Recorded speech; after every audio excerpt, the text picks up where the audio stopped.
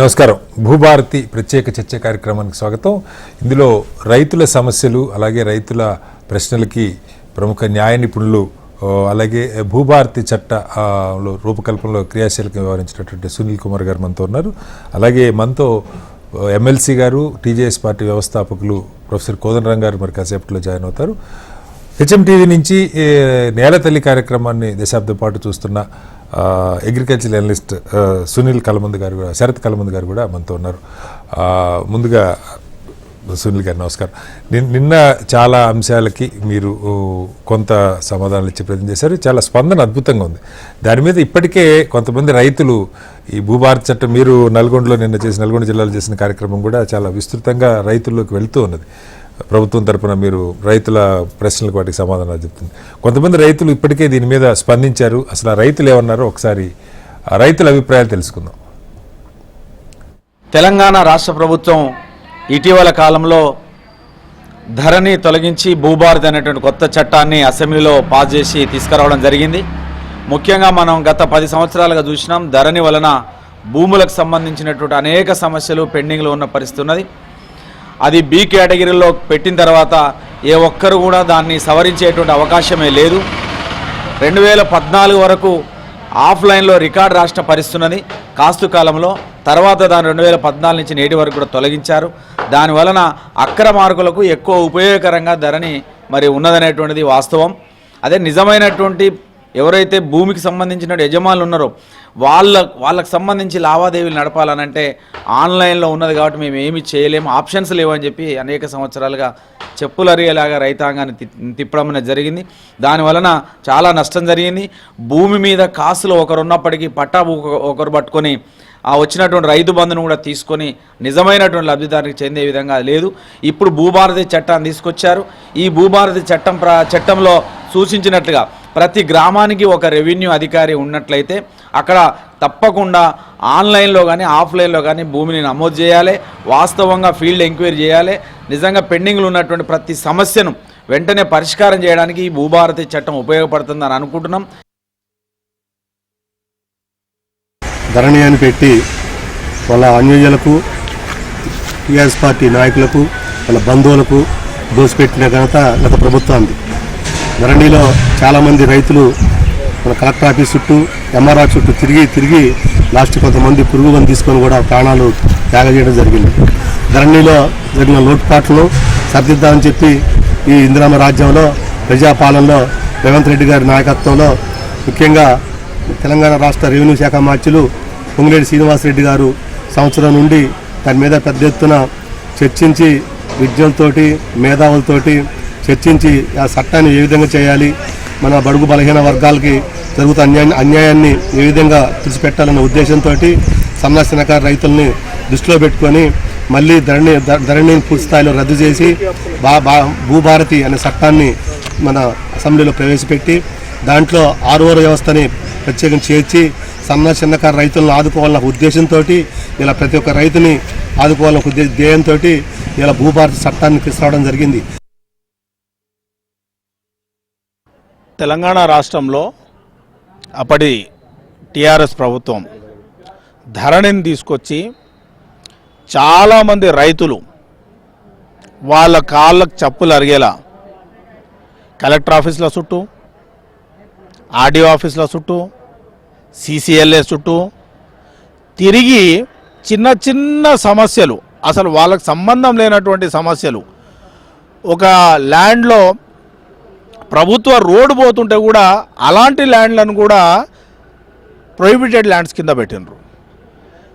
కొన్ని రెవెన్యూ అధికారులను తీసేసేయడం వల్ల అసలు గ్రామాల్లో ఉండేటటువంటి వ్యవస్థకు జిల్లా వ్యవస్థకు లింక్ లేకుండా పోవడం వల్ల ఎన్నో తప్పులు దొర్లి వేలాది మంది రైతులు, లక్షలాది మంది ఎకరాల భూములకు సంబంధించి ప్రొహిబిటెడ్ ల్యాండ్స్లో పెట్టడం వల్ల రైతులు చాలా నష్టపోయారు, కష్టపడ్డారు. తెలంగాణ రాష్ట్ర ప్రభుత్వం మొన్నటి అసెంబ్లీ ఎన్నికలలో తెచ్చినటువంటి భూభారతి చట్టం తెలంగాణ రైతాంగానికి అనేకమైనటువంటి బాధల నుంచి విముక్తపరిచేటువంటి చట్టం అది. ఎందుకంటే గత ప్రభుత్వము ధరణి పేరుతో తెచ్చి ఆ ధరణి ముసుగులో అనేక అక్రమాలు, ప్రభుత్వ భూములను వాళ్ళ సొంతం చేసుకోవడానికి చట్టాన్ని మార్చి తమకు ఇష్టం వచ్చిన రీతిలో ఆ ధరణి చట్టాన్ని, ధరణి అనేటువంటి చట్టాన్ని వాడుకొని భూములను కాజేసిండ్రు. అట్లనే రైతులకు కూడా అనేక ఇబ్బందులు, కనీసం వాళ్ళ భూమి తప్పిపోయి వేరేటోళ్ళ పేరు మీద పడ్డా, వాళ్ళ పేరు మీద లేకపోయినా కూడా మళ్ళీ దాన్ని ఎట్లా తెచ్చుకోవాలనో అర్థం కాని పరిస్థితి. 100 ఏళ్ళ కింద భూములను అమ్ముకొని పోయినోళ్ళు ఒకవేళ రైతులు కనుక తమ పేరు మీదకి తెలిసి తెలియక నిరక్షరాస్యులుగా వారి పేరు మీదకి మార్చుకొని భూములను కూడా పాతోళ్ళు వచ్చి ఆక్రమించుకునేటువంటి పరిస్థితి గత ధరణిలో ఉండే. కానీ ఇప్పుడు ప్రతి భూమికి డిజిటలైజ్ చేసి భూదార్ అనేదాన్ని కేటాయించి భూమికి కూడా ఒక చట్టబద్ధతను ఇస్తూ, ఒక భూమి డబుల్ రిజిస్ట్రేషన్ కాకుండా దాంతో పాటుగా అప్పీల్ చేసుకునే విధానాన్ని, రెవెన్యూ వ్యవస్థను ప్రక్షాళన చేసి కింది స్థాయిలో, గ్రామ స్థాయిలో వాటి మీద సర్వేలు చేసి సాదా బైనామాలు సుమారు లక్షలాది ఎకరాలు సాదా బైనామాల కింద ఉన్నాయి. సునీల్ గారు మీరు విన్నారు. అయితే చాలామందికి ఇంకొక సరే ఇవి నిజంగా రైతుల స్పందన, కొంతమంది గ్రామ స్థాయిలో ఉన్న వాళ్ళ స్పందన. ఒక డౌట్ ఏమొస్తుందంటే కొత్త చట్టం అమల్లోకి వచ్చేదాకా ధరణి వచ్చినప్పుడు కూడా అదే సమస్య ఎదుర్కొన్నారు. ధరణి కొంత క్వశ్చన్ లేకుండా డైరెక్ట్గా ధరణి అనేసరికి కొంతకాలం రిజిస్ట్రేషన్ ఆపటం మీరు నిన్న కూడా చెప్పారు.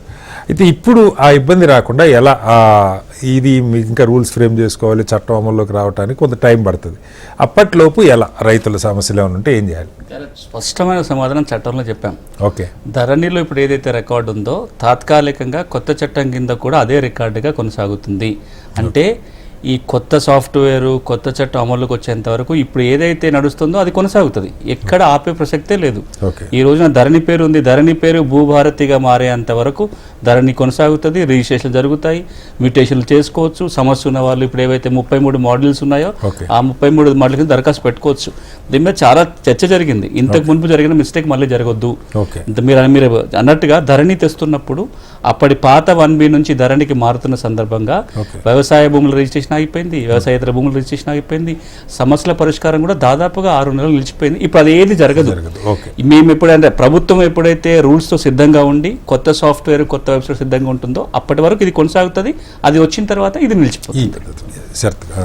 సార్ ఇప్పుడు ఏంటంటే మెయిన్గా సాగుదారి కాలంలో వాటికి సంబంధించి చాలామంది భయపడుతున్నారు. అంటే సాగుదారి కాలంలో వేరే వాళ్ళ పేరు రాస్తే భూయజమానులు మా పరిస్థితి ఏంటి, భవిష్యత్తులో ఒకవేళ వాళ్ళు కనుక మా భూమి అనే అవకాశం ఉంది కానీ.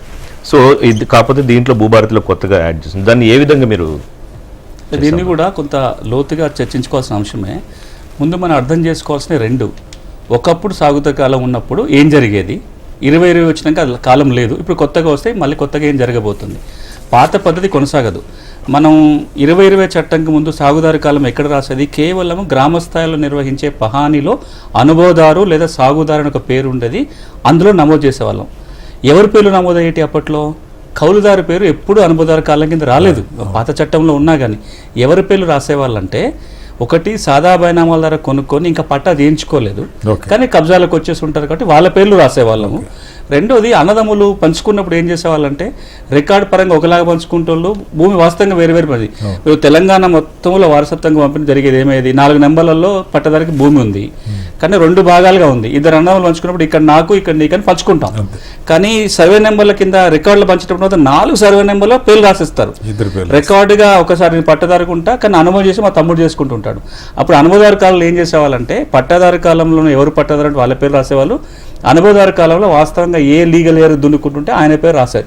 ఇది రెండోసారి మనకు అవసరం వచ్చేది. మూడో అవసరం ఎప్పుడు వచ్చిందంటే అనుభవదారు కాలంలో ఇప్పుడు ఇనాం భూములు ఉన్నాయి. ఇనాం భూములు ఏంటి, ఇనాం చట్టం కింద ఇనాంకి ఓఆర్సీ వచ్చేంత వరకు అది ప్రభుత్వ భూమి కింద లెక్క. ఇనాందారు ఎవరు ఉంటారో ఇనాందారు పేరు ఉంటుంది కానీ వాస్తవ సాగుదారులు ఎవరు ఉంటే వాళ్ళ పేర్లు రాసేవాళ్ళు. ఈ వాస్తవ సాగుదారుల పేరు ఉన్న ఎవరైతే ఉంటారో ఆ తర్వాత ఓఆర్సీ తెచ్చుకోవడానికి ఇదే సాక్ష్యంగా పనికొచ్చేది వాళ్ళకి. అంటే ఒక్క మాటలో చెప్పాలంటే రేపు పట్టాదారు కావాల్సిన వాడు యజమాని, పూర్తి హక్కులు ఉన్నాయి కానీ ఇంకా పట్టాదారు కాలేదు, అలాంటి వాళ్ళ కోసం అనుభవదారు కాలం వాడుతారు. ఇక్కడ ఒక 2 స్పష్టత మనం ఇవ్వాలి. ఒకటి, ఈ అనుభవదారు కాలంలో కౌలుదారుల పేర్లు రాయరు. 2, ఇది మాన్యువల్ రికార్డు కాదు కాబట్టి గ్రామ స్థాయిలో అధికారి ఏదో కాగితం మీద రాసేసి మీరు భూమి యజమాని ఉంటే నా పేరు రాసేసి మీకు నాకు తగాదాలు పెట్టే వ్యవహారం ఉండదు. మూడోది, ఇది ఎవరు రాయబోతున్నారంటే కూడా ఇంకా రూల్స్లో నిర్ణయం జరుగుతుంది. అది తహసీల్దార్కు ఆర్డీఓ కట్టబెడతారు. హక్కులు ఉన్న వాళ్ళు అక్కడ నిరూపించుకుంటే వాళ్ళ పేర్లే వస్తాయి. భూభారతి ప్రత్యేక చర్చ కార్యక్రమం అలాగే ప్రశ్నోత్తరాల కార్యక్రమానికి స్వాగతం. మనతో ప్రొఫెసర్ కోదండరామ్ గారు, తెలంగాణ జేఏసీ చైర్మన్గా చేశారు, అలాగే ప్రస్తుత ఎమ్మెల్సీ. దశాబ్దాలుగా తెలంగాణ అభివృద్ధి చెందాలి, రైతుల కష్టాలు పోవాలని పార్టీలకు అతీతంగా పనిచేస్తున్న వ్యక్తి కోదండరావు గారు. నమస్కారం. నమస్తే అండి. కోదండరావు గారు, మనం చూసాం మీరు సరే ఎప్పుడు మీరు గ్రామ స్థాయిలో ప్రజలతో రైతులతో కలగలిసి ఉండేటువంటి మనిషి, వాళ్ళ కష్టాలు పూర్తిగా తెలిసిన మనిషి. ధరణి వస్తున్నప్పుడు చాలా మంది మళ్ళాంటి వాళ్ళు అందరం అట్లీస్ట్ మాలాంటి వాళ్ళు అనుకున్నది చాలా కసరత్తు చేసే నిజంగా రైతుల సమస్యల పరిష్కారం కోసం ఒక పెద్ద ఎక్సర్సైజ్ జరుగుతుందని భావించాం. కానీ ఈ తర్వాత ఈ 2-3 ఏళ్ళలో మనం చూస్తే కొన్ని లక్షల ఎకరాలకు సంబంధించి అసలు రికార్డులు సరిగా లేవని, పూర్తి స్థాయిలో కింద సర్వే చేయకుండానే లేదు వివరాలు సేకరించకుండానే ఎక్కిచ్చేశారని, ఒకసారి ఎక్కించిన తర్వాత మార్పులు లేవని, ఇలా చాలా సమస్యలు ఉన్నాయి. ఆ సమస్యల కారణంగానే ప్రభుత్వానికి వ్యతిరేకత వచ్చింది. ఇవాళ కాంగ్రెస్ ప్రభుత్వం వచ్చింది. పూర్తి నిబద్ధతతో వీళ్ళు దానిలో లోపాలను అధ్యయనం చేసి ఇవాళ భూభారతి పేరుతో కొత్త చట్టం తీసుకొచ్చామని చెప్తున్నారు. ఏంటి మీరు పూర్తిగా డీప్గా ఇన్సైడ్ నుంచి చూస్తుంటారు, ధరణిలో లోపాలేంటి, ఇవాళ భూభారతి వాటిని ఎలా అధిగమించగలుగుతుంది సార్? ధరణిలో ఉన్న లోపాలను కొన్నింటినైతే హైకోర్టు కూడా గుర్తించింది. హైకోర్టు చాలా సూటిగా చెప్పిన విషయం ఏంటంటే వాళ్ళు హైకోర్టు గుర్తించిన 14 రకాల లోపాలు ఉన్నాయి ధరణిలో. వాస్తవానికి అంతకంటే ఇంకెక్కువ లోపాలే ఉన్నాయి. ఈ 14 రకాల లోపాలు ఉన్నప్పటికీ వాటిని సరిచేయటానికి ఈ ధరణి వ్యవస్థలో అప్పుడు తెచ్చిన చట్టంలో గాని, దాని రూల్స్ లో గాని, ధరణి రూపకల్పనలో గాని ఎక్కడ పరిష్కార మార్గాలను చూపెట్టలేదు. రెండోది ఏం జరిగిందంటే వాస్తవానికి డాటా ఎంట్రీ చేసేటప్పుడే చాలా తప్పులు దొర్లినాయి.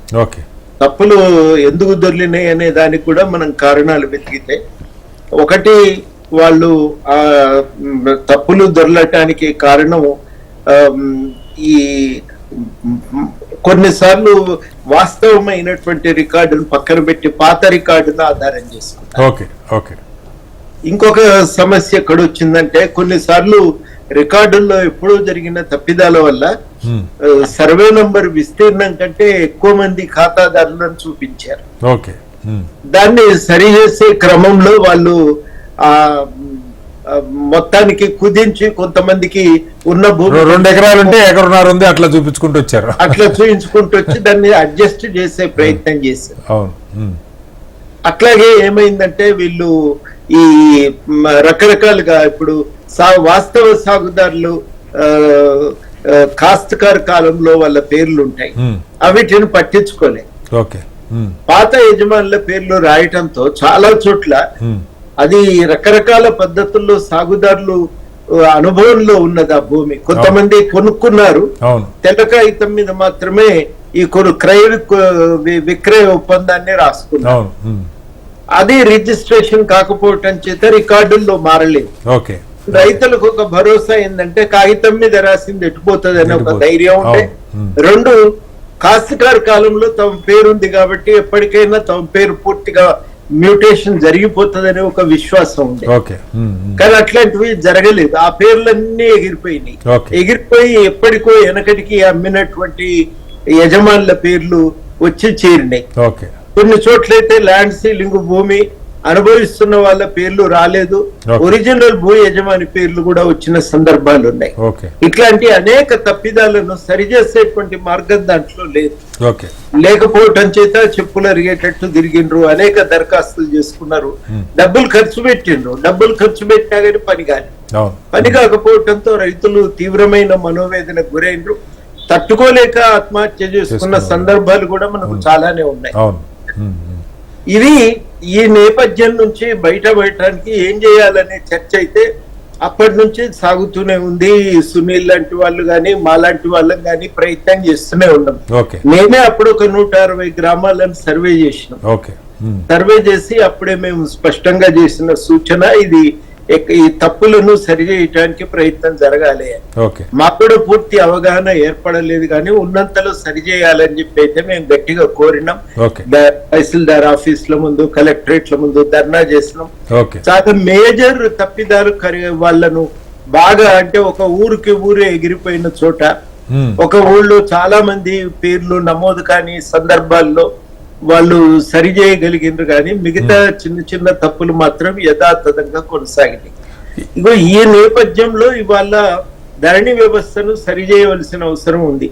మరి గత ప్రభుత్వం ఎందుకో గానీ అధ్యయనం చేసింది, కమిటీలు వేసింది, కానీ సరిచేసే ప్రయత్నం అయితే చేయలేదు. ఇప్పుడు మనకి కాదు సార్, ఇప్పుడు భూభారతి, ఇప్పుడు సునీల్ గారు లాంటి వాళ్ళు, మీలాంటి వాళ్ళు, కోదండరెడ్డి గారు లాంటి వాళ్ళు చాలా మంది ఇన్వాల్వ్ అయ్యారు, కమిటీ అధ్యయనం చేసింది. ఇప్పుడు ఈ సమస్యలన్నిటికీ పూర్తి స్థాయి అంటే మొత్తానికి మొత్తం రాకపోవచ్చు, ఇంకా ఒక అక్కడక్కడ కొంత కనీసం ఒక 99% సమస్యలకి ఇది పరిష్కారం చూపిస్తుంది అనుకోవచ్చా? చాలా వరకు నాకు అర్థమైన చాలా సమస్యలకు పరిష్కారం అయితే చూపుతుందండి. ఓకే, దాంట్లో ఏంటంటే పాత వ్యవస్థను కంటిన్యూ చేస్తున్నారు, కానీ సరిగ్గా ఉన్న చోట ఇబ్బంది లేదు, సరిగ్గా లేని చోట కరెక్షన్ కు టైం ఇచ్చి ఆ కాల పరిమితి లోపల వేగంగా దాన్ని సమస్యలను పరిపూర్తి చేసే పరిష్కరించే ప్రయత్నం చేయాలనేది దాంట్లో స్పష్టంగా ఉంది. రెండు కాస్కార్ కాలంలో ఇప్పటి వరకు ఉన్నటువంటి వాళ్ళ పేర్లు మళ్ళీ పునరుద్ధరిస్తారు. పునరుద్ధరించకపోయేసరికి హక్కులను కోల్పోయారు. సాదా బైనామా కింద కొన్నందువల్ల కాస్కార్ కాలంలో వాళ్ళ పేరు వచ్చింది. ఇప్పుడు అవి పోయినాయి, వాళ్ళకు హక్కును రుజువు చేసుకోవటానికి ఆస్కారం లేకుండా పోయింది. అట్లాంటి వాళ్ళ పేర్లు మళ్ళీ పునరుద్ధరించుకోవచ్చు. తర్వాత సాదా బైనామా కింద ఇదివరకే కొన్నటువంటివి ఇప్పుడు కొత్తగా జరిగే వ్యవహారాలను కోర్టు ఆమోదించదు, ఎందుకంటే అక్రమాలకు అవకాశం కలుగుతుంది. కాబట్టి వాళ్ళు 20 నాటికి జరిగిన క్రయ విక్రయ ఒప్పంద 14 నాటికి 20 నాటికి వచ్చిన దరఖాస్తులను పరిశీలించి పరిష్కరించాలని ఉన్నది. తర్వాత గతంలో ఉన్న ఒక సౌకర్యము రిజిస్ట్రేషన్ కాగానే మ్యూటేషన్ కి అవకాశం ఇచ్చారు, వెంటనే మ్యూటేషన్ జరిగిపోతుంది, దాన్ని యథాతథంగా కొనసాగిస్తున్నారు. తర్వాత ఇంకా ఏదన్నా సమస్యలు ఉంటే పరిష్కారానికి మార్గాలను పొందుపరిచారు. అంటే గతంలోనే సార్, ఇప్పుడు ఏదన్నా సమస్య వస్తే ధరల్లో మార్పులు చేసుకునే అవకాశం లేకపోవడం కారణంగా అయితే డైరెక్ట్ గా కోర్టుకు వెళ్ళాలి. ఇప్పుడు అలా కాకుండా ఎంఆర్ఓ స్థాయి నుంచి CCLA స్థాయి దాకా డిఫరెంట్ లెవెల్స్ లో కోర్టు మెట్లెక్కాల్సిన పని లేకుండా పరిష్కారం అవుతుందని చెప్తున్నారు. అలాగే అనుకోవచ్చా? వాస్తవం అది. తహసీల్దార్ స్థాయిలో కొన్ని సమస్యలకు పరిష్కారం తహసీల్దార్ చూపించవచ్చు, కొన్నింటికి RDO చేతిలోనే అధికారాలు ఉన్నాయి. ఇంకా కొద్దిపాటి సమస్యలకు కలెక్టర్ దగ్గరికి వెళ్ళవలసి ఉంటది. ఇవి పరిష్కారం కాకపోతే, సంతృప్తి కలగకపోతే తహసీల్దార్ ఇచ్చిన తీర్పుపై RDO ఇచ్చిన తీర్పు కూడా తృప్తి చెందకపోతే కలెక్టర్ దాకా వెళ్ళొచ్చు. కలెక్టర్ కూడా న్యాయం చేయలేదని బాధితులు భావిస్తే వాళ్ళు పరిష్కారం కోసం ట్రిబ్యునల్ దాకా కూడా వెళ్ళొచ్చు. అంటే జిల్లా స్థాయిలోనే ఈ సమస్య పరిష్కారానికి కావలసిన ఒక యంత్రాంగాన్ని ఏర్పాటు చేయటం జరిగింది. ఇవన్నీ కూడా నా దృష్టిలో కొన్ని కీలకమైనటువంటి పరిణామాలే పరిష్కారానికి ఒక అవకాశాన్ని కల్పిస్తూ ఉన్నాయి. రికార్డ్ అనేది ఆన్లైన్ లో ఉంటుంది, దాని ప్రింట్అవుట్ ను కూడా తీసి మెయింటైన్ చేస్తారు. అప్పుడప్పుడు రికార్డులను సరిచూడటానికి కూడా అందులో అవకాశం కల్పించారు. ఇట్లాంటి చాలా పరిణామాలు. ఒరిజినల్ గా వాస్తవానికి ముసాయిదా బిల్లులో వాళ్ళు చాలా సూచనలు వచ్చినాయి, విమర్శలు వచ్చినాయి. వాటి అన్నింటినీ కూడా పొందుపరిచి సరిచేసి ఇప్పుడు అసెంబ్లీలో ఈ బిల్లును ప్రవేశపెట్టడం వల్ల చాలా వరకు నేను అనుకోవటము, నేను కూడా ఎందుకంటే చాలా మందితో మాట్లాడినా కాబట్టి వాళ్ళందరూ చెప్పినటువంటి విలువైన సూచనలన్నింటినీ పొందుపరిచి ఇప్పుడు ఈ చట్టాన్ని అభివృద్ధి చేసిండ్రు. కాబట్టి ఇది ఉపయోగకరంగానే ఉంటదని నేను అనుకుంటున్నా.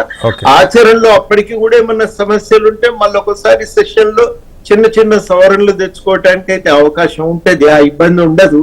కాబట్టి నేను అనుకోవటం 90% దాదాపు నాకు దృష్టిలో వచ్చిన చాలా సమస్యలు అయితే పరిష్కారానికి ఈ చట్టం వెసులుబాటు కల్పిస్తున్నది, న్యాయం చేస్తుందనే నమ్మకం ఉంది. దాంతో పాటు సార్, అంటే ఇప్పుడు గతంలో ఒక 6 చట్టం ఉండేది, ధరణితో ఒకటి వచ్చింది, ఇప్పుడు కొత్తది సమగ్రంగా పరిష్కారంగా ఇప్పుడు మనం భూభారతి చట్టం అనుకుంటున్నాం. అయితే రైతులకి కానీ భూ సొంతదారులకు కానీ వీటి గురించి లోతైనటువంటి అవగాహన కలగటానికి, నా సమస్య ఇదైతే దీనికి పరిష్కారం ఇలా ఉంది, నేను ఇక్కడికి వెళ్ళాలన్నది తెలియజెప్పడం కోసం సరే ప్రభుత్వం పత్రికా ప్రకటనలు ఇస్తుంది, కానీ అంతకన్నా ఇంకా బెటర్గా, ఎందుకంటే మీరు గ్రాస్ రూట్ లెవెల్లో పనిచేశారు, తేలిగ్గా రైతుల దగ్గరికి సమాచారం తీసుకుపోవడానికి రకరకాల మాధ్యమాలని కళారూపాలని వాడుకునే వెసులుబాటు ఉంది.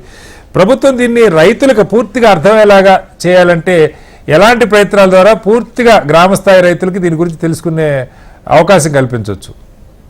ఇప్పుడు చట్టము అయ్యి ఈ గవర్నర్ ఆమోదం కూడా పొందినాక రూల్స్ రెగ్యులేషన్స్ కూడా తయారు చేయవలసి చాలా విషయాలకు పరిష్కారం రూల్స్ లో పొందుపరుస్తామని చెప్పి చట్టంలో పేర్కొన్నారు. చట్టంలో రాసిండ్రు ఏదన్నా ఉంటే రూల్స్ లో వివరిస్తాము అని చెప్పి. కాబట్టి ఆ రూల్స్ రాకుండా ఈ చట్టం పూర్తి కాదు. ఆ రూల్స్ తయారు చేయాలి. ఆ రూల్స్ కూడా వచ్చిన తర్వాత అప్పుడు గవర్నమెంట్ దాన్ని ప్రజల వద్దకు తీసుకువెళ్ళటానికి కళారూపాలను ఇప్పుడు ఉన్నారు కదా, ప్రభుత్వము ప్రసార సాధనాలను వాడుకొని, అదే విధంగా మాలాంటి పార్టీలు గాని ప్రజా సంఘాలు గాని వాళ్ళు కూడా దీన్ని ప్రజలకు అర్థం చేయించడానికి ఒక ప్రయత్నం చేయాలి. అది ఎప్పుడైనా చట్టము తయారు చేయటం అనేది ఒక పార్శ్వం మాత్రం. పూర్తిగా సమస్యకు పరిష్కారాలు దొరకాలంటే ఆ పార్శ్వం ఒకటే సరిపోదు. ఆ చట్టం ప్రజల దాకా వెళ్ళాలి, ప్రజలకు అర్థం చేయించాలి. రెండోది అమలు చేయించుకోగలిగే శక్తి కూడా ప్రజలకు రావాలి. అవి రెండు చాలా కీలకమవుతాయి. ఆ శక్తిని ప్రజలకు అందజేయించడానికి మనలాంటి వాళ్ళందరం కూడా ఒక ప్రయత్నం చేయవలసి ఉంటుంది. అట్లాగే దాంతో పాటుగా సార్ దీనిలో చాలా వినూత్నంగా ఎప్పుడూ లేనిది న్యాయ సహాయం కూడా. ఒక రైతు ఒక ట్రిబ్యునల్కో మరొక చోటుకు వెళ్ళాలంటే లాయర్ ఫీజులో కోర్టు ఫీజులో కట్టుకునే పని లేకుండా ప్రభుత్వమే న్యాయ సహాయాన్ని కూడా ఏర్పాటు చేస్తున్న ఆచరణలో అది ఏ రకంగా ఉండొచ్చు అంటారు? ఆచరణలో అంటే ఇప్పటికి కూడా న్యాయ సహాయం అనేది రాజ్యాంగంలోని ఆదేశిక సూత్రాల ప్రకారం ప్రభుత్వం బాధ్యత.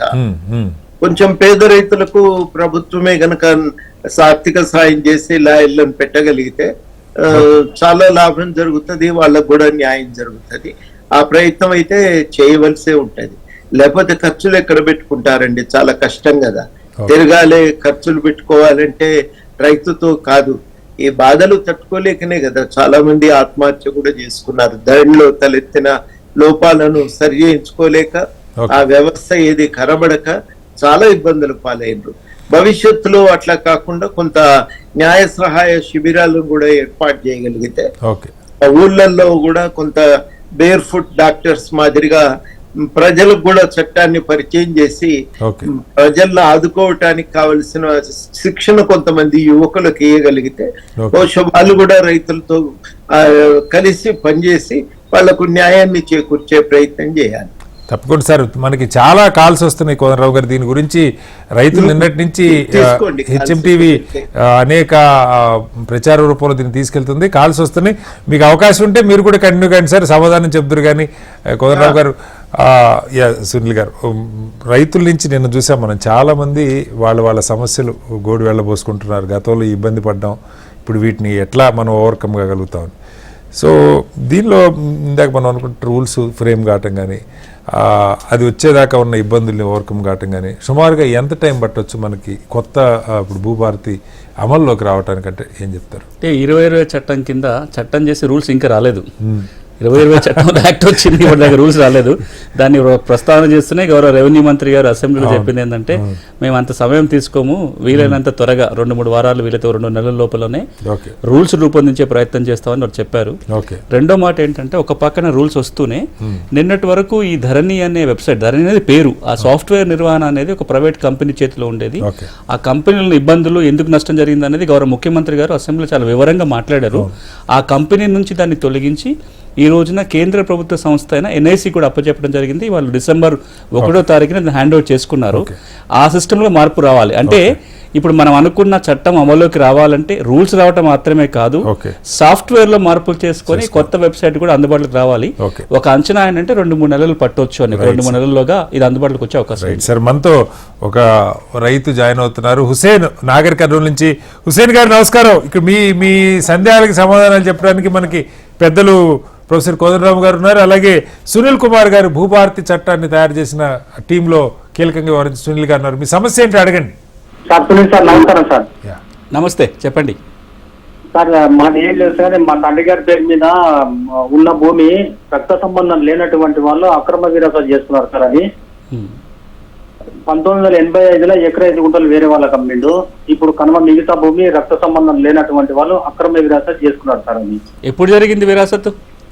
1900 అంటే 98లో జరిగింది సార్. ఇది మా తండ్రి గారు అమ్మింది 1985లో ఎకరా 5 గుంటలు అమ్మిండు సార్ వేరే వాళ్ళకు. మరి ధరణి వచ్చినప్పుడు సరి చేసుకోలేదా? ధరణి వచ్చింది 2020లో కదా.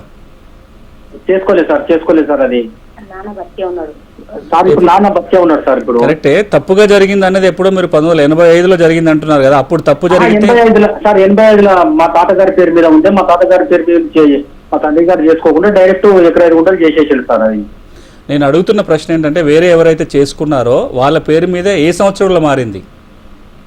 1985లో చేసాడు సార్. అంటే వీళ్ళు చేసుకున్న వాళ్ళు 98లో చేసుకున్నారు సార్. 1998లో. అంటే మీకు ఇంకో నేను ఈ ప్రశ్న అడగడానికి కారణం ఏంటంటే, 2017లో భూ రికార్డుల ప్రక్షాళన జరిగినప్పుడు ఒక అవకాశం ఉండే, ధరణికి ఎక్కించినప్పుడు కూడా అవకాశం ఉండే కదా, మీరు ఎందుకు అభ్యంతరం పెట్టలేదు, ఎందుకు దరఖాస్తు పెట్టుకోలేదు? తెలియలేదు సార్. అది ఇంకొకటి అక్కడ రికార్డ్ అయితే తీసిన సార్. ఇలా మొటేషన్ ఫైల్ అడిగిన అమెండ్మెంట్ డిఆర్ గానీ తహసీల్దార్ నుంచి జారీ చేసిన నోటీస్ జిరాక్స్ కాపీలు అవన్నీ అడిగితే లేవని ఇచ్చారు సార్ నాకు ఎండార్స్మెంట్ ద్వారా. ఇప్పుడు మీకు వీళ్ళకి 2 పరిష్కార మార్గాలు ఉంటాయి. ఇప్పుడు వీరు ఒక్కరికే కాదు, ఎవరికైతే పాత రికార్డులో తప్పులు జరిగి ఇంతకాలం తర్వాత కూడా ఇంకా ధరణి రికార్డులో తప్పులు కొనసాగుతున్నాయో వాళ్ళందరికీ తప్పుల మీద సవరించడం కోసం కలెక్టర్కు కానీ లేదా ట్రిబ్యునల్ కానీ వెళ్ళే అవకాశం ఉంటుంది. రెండవది సివిల్ కోర్టుకు వెళ్ళి కూడా కేసు వేసుకోవడానికి అవకాశం ఉంటుంది. వీళ్ళు కలెక్టర్కి వెళ్ళొచ్చు, కానీ ఒక ఇబ్బంది ఏమొస్తుందంటే, అంటే చట్టం అవకాశం కల్పించిన గౌరవ హైకోర్టు, సుప్రీంకోర్టు చాలా సందర్భాలు ఏమన్నదంటే, ఒక ఎంట్రీ తప్పు జరిగితే ఒక లిమిటేషన్ ఏది లేకపోవచ్చు, ఎప్పుడైనా సవరించవచ్చు, కానీ 12 ఏళ్ళు దాటిన తర్వాత కూడా రెవెన్యూ యంత్రాంగం రికార్డు సవరించడం అనేది తప్పు. అలాంటి సందర్భాలలో సివిల్ కోర్టుకే వెళ్లాల్సిందని చాలా తీర్పులు వచ్చినాయి. ఇప్పుడు వీరి కేసు సివిల్ కోర్టుకు వెళ్లాల్సిన సందర్భం. Okay, right. శరత్ గారు, కోదండరావు గారు, జనరల్గా అందరూ భూధార్ కార్డుల గురించి మాట్లాడుతున్నారు కదా, అసలు భూధార్ కార్డు ఏంటి సార్? అంటే ఆధార్ లాగా ఏదన్నా ఇస్తారా, లేకపోతే ఎలాంటి భూములకు సంబంధించి ఏముంటుంది భూధార్లో?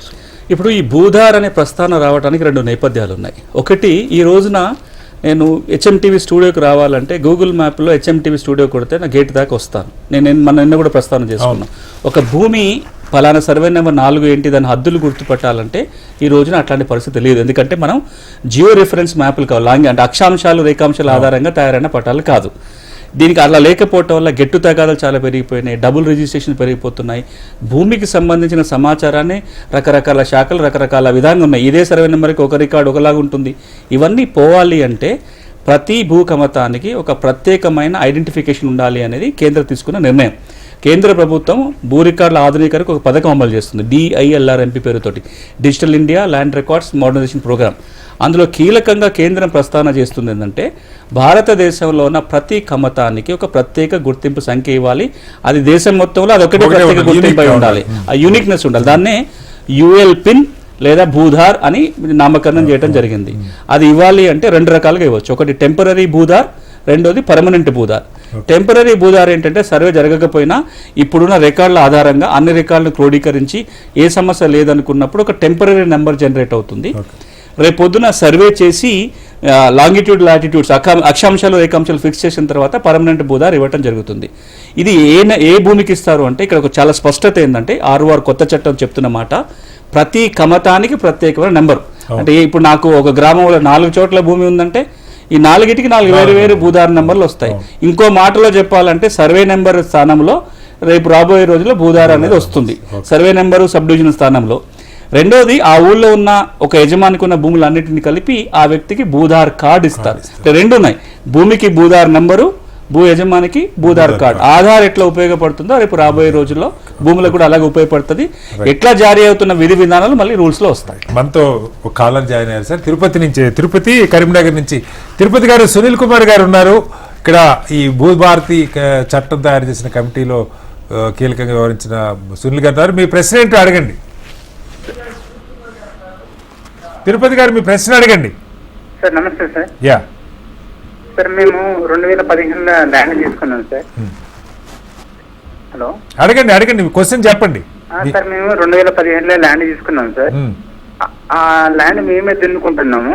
అయితే ఆ భూమి అమ్మిన అతని పేరు మీద లేదు సార్, వేరే వాళ్ళ పేరు మీద ఉన్నది. సార్, ఇంకోటి వచ్చేసి, మా నాన్న వాళ్ళు 3 అన్నదమ్ములు వాళ్ళు పంచుకుంటే మాకు కావాల్సిన భూమి మాకు చేస్తలేదు సార్. ఇప్పుడు మీరు కొన్న భూమి రిజిస్ట్రేషన్ ద్వారా కొన్నారా సాదా కాగితం తోట? మేము బాండ్ పేపర్ రాసిస్తుంది సార్. మీరు అంటే రిజిస్ట్రేషన్ కాలే డాక్యుమెంట్, బాండ్ పేపర్ లేదు ఆ ల్యాండ్. మీరు దాన్ని రెగ్యులర్ చేయమని 2020లో సాదావనం కింద దరఖాస్తు పెట్టుకున్నారా? వినపడి 2020లో ఈ కాగితం మీద ఉన్నదాన్ని రెగ్యులర్ చేయమని సాదాబాయినామా కింద దరఖాస్తు పెట్టుకున్నారని అడుగుతున్నారు సార్. అప్పుడు అంతకుముందు ఇంకో ల్యాండ్ ఉండే సార్, సాధారణ మీద కొన్న బాపతి అది ల్యాండ్ అది పెట్టినాం సార్, అప్లై చేసినాము. ఇది పెట్టలేదా? ఇది పెట్టలేదు సార్, ఇంకోటి పెట్టినాం కానీ ఇది పెట్టలేదు అప్పుడు. రెండు అంశాలు. కొత్తగా సాదాబైనామా దరఖాస్తు చేసుకోవడానికి ఇప్పుడు అవకాశం లేదు 6వ చట్టంలో, పాతది అవుతుంది. రెండవది వాళ్ళు అడిగింది ఎవరైతే వీళ్ళకి అమ్మారో అమ్మిన ఆయన పేరే రికార్డులో లేదు, మరి ఆయనకి ఎట్లొచ్చిందనే లింక్ చూడాలి. ఇప్పుడు ఆ సమస్యకి ఇంకా ఈ 6వ చట్టం పరిష్కారం చూపదు. ఏదైతే సాదాబైనామా దరఖాస్తు పెట్టలేదో వాళ్ళు సివిల్ కోర్టుకు పోయి కేసు వేసుకోవాల్సింది. ఏదైతే సాదాబైనామా దరఖాస్తు పెట్టిందో దాన్ని పరిష్కారం చెప్పొచ్చు. మూడోది ఆయన భాగపంపకాలది పరిష్కారం అన్నారు. అన్నదమ్ముల మధ్యలో కనుక వివాదం ఉంటే అది భాగపంపకాల పరిష్కారం కోర్టే చేయాల్సి ఉంటుంది. మరి కేవలం కనబడుతుంది ప్రాబ్లమ్స్. ఇంకా నెక్స్ట్ ఏంటంటే ఈ గతంలో ఉన్న ధరణి తప్పులు అంటే ఇప్పుడు ఈ ప్రభుత్వంలో ఏ విధంగా సరి చేసే అవకాశం ఉంది? ఇది చాలా పెద్ద సమస్య. దీనికి చాలా మంది రైతులు సమాధానం కోరుకుంటున్నారు. అదే ఈ రోజున తెలంగాణ రాష్ట్రంలో ఒక ప్రభుత్వ అంచనాల ప్రకారమే 20 నుంచి 25 లక్షల మంది రైతాంగానికి ధరణికి సంబంధించి చిన్నదో పెద్దదో సమస్య ఉంది. నా పేరు స్పెల్లింగ్ తప్పు దగ్గర నుంచి మొదలు పెడితే సర్వే నెంబర్ తప్పుపడిందనో, విస్తీర్ణం నా దగ్గర తగ్గిపోయిందనో, నా పట్టా భూమి కాస్త ప్రభుత్వ భూమిని నమోదైందనో, నాకు వారసత్వంగా వస్తే కొనుగోలు అని రాశారు, ఇట్లా చెప్పుకుంటూ పోతే 45 రకాల భూమి సమస్యలు. ఇంతకుముందు ప్రొఫెసర్ కోదండరామ గారు ప్రస్తావన చేసిన హైకోర్టు జడ్జిమెంట్ ప్రకారం 14. ఆ తర్వాత మేము దాని లిస్టు పూర్తిగా అంచనా వేసి చూస్తే గ్రామాలకు వెళ్ళినప్పుడు 45 రకాల ధరణి సమస్యలు ఉన్నాయి. ఈ 20 లక్షల సమస్యలు 35 రకాలుగా ఉన్నాయి, 45 రకాలుగా ఉన్నాయి. వీటికి పరిష్కారం ఏం జరగబోతుంది అనేది అందరూ ఆతృతగా చూస్తున్నారు. ఈ కొత్త 6వ చట్టంలో స్పష్టంగా చెప్పేది ఏంటంటే ఏవైతే ఇప్పుడు పెండింగ్ సమస్యలు ఉన్నాయో ధరణి రికార్డుల సవరణకు సంబంధించి వాటికి జిల్లా కలెక్టర్కి అప్పీల్ చేసుకోవచ్చు. ధరణి తప్పుల్ని సవరించే అధికారం జిల్లా కలెక్టర్కి వస్తుంది. కలెక్టర్ గారు ఇచ్చిన తీర్పు మీద ట్రిబ్యునల్కి వెళ్ళొచ్చు. ఇది ఒకటైతే. రెండోది, అసలు ఆ భూమి ధరణికే ఎక్కలేదు అనే సమస్య కనుక ఉన్నట్లయితే రాబోయే రూల్స్లో ప్రభుత్వం వాటిని తహసీల్దార్కి కానీ ఆర్డీఓకి కానీ కలెక్టర్ కానీ అధికారాలు ఇస్తారు. వీళ్ళు ఇచ్చిన తీర్పుల మీద ట్రిబ్యునల్కి కానీ పై అధికారికి వెళ్ళడానికి కూడా, అంటే ఈ 2 రకాల సమస్యలు, ధరణికి ఎక్కి ఉన్న సమస్యలు, ఎక్కకుండా ఉన్న వాటికి కూడా ఈ చట్టం చాలా స్పష్టమైన పరిష్కారం చూపిస్తుంది. జిల్లా స్థాయి దాటి పైకి రావాల్సిన పని లేదు, సిసిఎల్ఏ కార్యాలయానికి రావాల్సిన పని లేదు, కోర్టు మెట్టెక్కాల్సిన పని ఉండదు. మనతో సత్యనారాయణ గారు మెదక్ జిల్లా నుంచి ఒక రైతు ఉన్నారు. సత్యనారాయణ గారు మీ సమస్య ఏంటి అడగండి. ఇక్కడ సునీల్ కుమార్ గారు ఉన్నారు, సమాధానం చెప్తారు. సార్ నమస్తే సార్. అడగండి, మీ ప్రశ్న అడగండి. సార్ మేము 1982లో కొన్నాం సార్ 5 ఎకరాల భూమి పట్టాలండి. వాళ్ళు 20 ఎకరాలు ఉంటుంది. వాళ్ళు ఒక తప్పు వేరే అన్నదమ్ములు అయ్యి మాకు వేరే పొజిషన్ చూపించి ఓ నెంబర్ రిజిస్ట్రేషన్ చేసి సార్ అందులో ఒకరు మాకు పొజిషన్ లేవని గొడవలుగా మా పాలతో గొడవలుగా అమ్ముకున్నాం. ఒక అధ్యక్షుడు ఉన్నారు సార్ ఇప్పుడు మాకు. దానికి ఆనుకునే గుండెపల్లి వేరే పక్క ఊరు శివారు మా సొంత ఊరు 4 ఎకరాలు అసైన్ అయింది సార్. అయితే అసైన్ ల్యాండ్ దగ్గర ఉన్న కాడ 4 ఎకరాలు త్రిపురాలు రింగ్ రోడ్ లో పోతుంది సార్. ఆ 17 గుంటలు మిగులుతుంది పట్టాలండి. ఈ పొజిషన్ లేవని చెప్పి ఇప్పుడు 82 నుంచి సార్ కాస్తులో మేము ఉన్నాము. మా పొజిషన్ వేరే 5 గుంటల్లో పోతుంది అన్న ప్రయత్నం తీసుకుంటారు సార్. మేము ఉన్న పొజిషన్ బయలు పెడదామంటే మీ పేరు మీద పొజిషన్ లేదంటారు సార్ పరిస్థితి. ఇట్లా ఆయన చెప్పిన దాంట్లో చాలా కాంప్లికేషన్ ఉంది. కానీ జనరల్గా ఉన్న ఇబ్బంది ఏంటంటే వైవాడ్ కబ్జా అంటాం. అంటే నాకు రికార్డులో ఒక నెంబర్ ఉంది, నేను వాస్తవంగా సాగులో ఉన్న నెంబర్ వేది. అది ఈయన ఒక్కరి సమస్య కాదు. ఒక అంచనా ప్రకారం తెలంగాణలో 30 నుంచి 40% మంది భూ యజమానులకి వాళ్ళ భూమి రికార్డులో ఉన్న నంబర్కి వాళ్ళ వాస్తవ సాగులో ఉన్న దానికి వ్యత్యాసాలు ఉన్నాయి. నేను సర్వే నెంబర్ 4లో 2 ఎకరాలు ఉన్నట్టుగా నా పట్టదారి పాస్బుక్ చెప్తుంది. నేను సర్వే నెంబర్ 6లో సాగు చేసుకుంటున్నాను. అది ఇప్పటిదాకా ఎవరు పట్టించుకోలేదు. భూముల విలువలు పెరిగినప్పుడు, ఇట్లా భూసేకరణలో భూమి పోయినప్పుడు, లేదా పక్క నుంచి రోడ్ ఏదో పోతే దాని విలువ పెరిగినప్పుడు వాళ్ళు వచ్చేయమంటారు అది నేను ఎక్కడైతే సాగులోనో నీ భూమి కాదు నాదని ఇంకెవరు రికార్డు పట్టుకొని వస్తారు. ఇట్లాంటి సమస్యలన్నీ తీరాలి అంటే ఎంజాయ్మెంట్ సర్వే జరగాలి. అంటే నాకు ఎవరైనా భూమికి వచ్చి చూసి రికార్డ్ కరెక్షన్ చేయాలి. దీనికి సంబంధించి ఇప్పటికే గౌరవ రెవెన్యూ మంత్రి గారు కౌన్సిల్లో మాట్లాడుతూ ఒక స్టేట్మెంట్ కూడా ఇచ్చారు. ఈ చట్టంలో కూడా నియమం ఉంటుంది, రాబోయే రోజులలో ఎంజాయ్మెంట్ సర్వే చేసి ఇట్లాంటి సమస్యలన్నీ పరిష్కారం చేస్తామని చెప్పారు. ఇప్పటికిప్పుడు వీళ్ళ సమస్య పరిష్కారం, అది కాంపెన్సేషన్ సమస్య కాబట్టి ఎక్కడైతే కాంపెన్సేషన్ పొందాలో వీళ్ళ ఆధారాలతో కనుక పోయినట్లయితే నష్టపరిహారం ఎంజాయ్మెంట్ ఆధారంగా పొందడానికి అవకాశం ఉంటుంది, లేదంటే కోర్టు మెట్లు ఆశ్రయించాలి. నేను చెప్తున్న వైవేట్ కబ్జాలకు మాత్రం ఈ చట్టంలో ఎంజాయ్మెంట్ సర్వేకి అవకాశం ఉంది. ఆ విధంగా పరిష్కారం. సార్ ఇంకోటి ఏంటంటే ఉచితంగా న్యాయ సలహాలు అంటారు అంటే ఈ ప్రభుత్వం చేస్తుంది అంటారు, అది ఏ విధంగా ఎవరిని కాంటాక్ట్ అవ్వాలి అంటే గ్రామ స్థాయిలో ఉంటుందా లేకపోతే ఏ విధంగా ఉంటుంది? అంటే ఇప్పుడు కొంత వారు అడిగినప్పుడు ప్రొఫెసర్ కోదండరామ్ గారు కూడా కొంత సమాచారం ఇచ్చారు. కానీ దీని మీద ఇంకొక మీ అందరి దృష్టికి తెచ్చేది ఏంటంటే కొత్తగా ఏం చేయాల్సిన పని లేదు.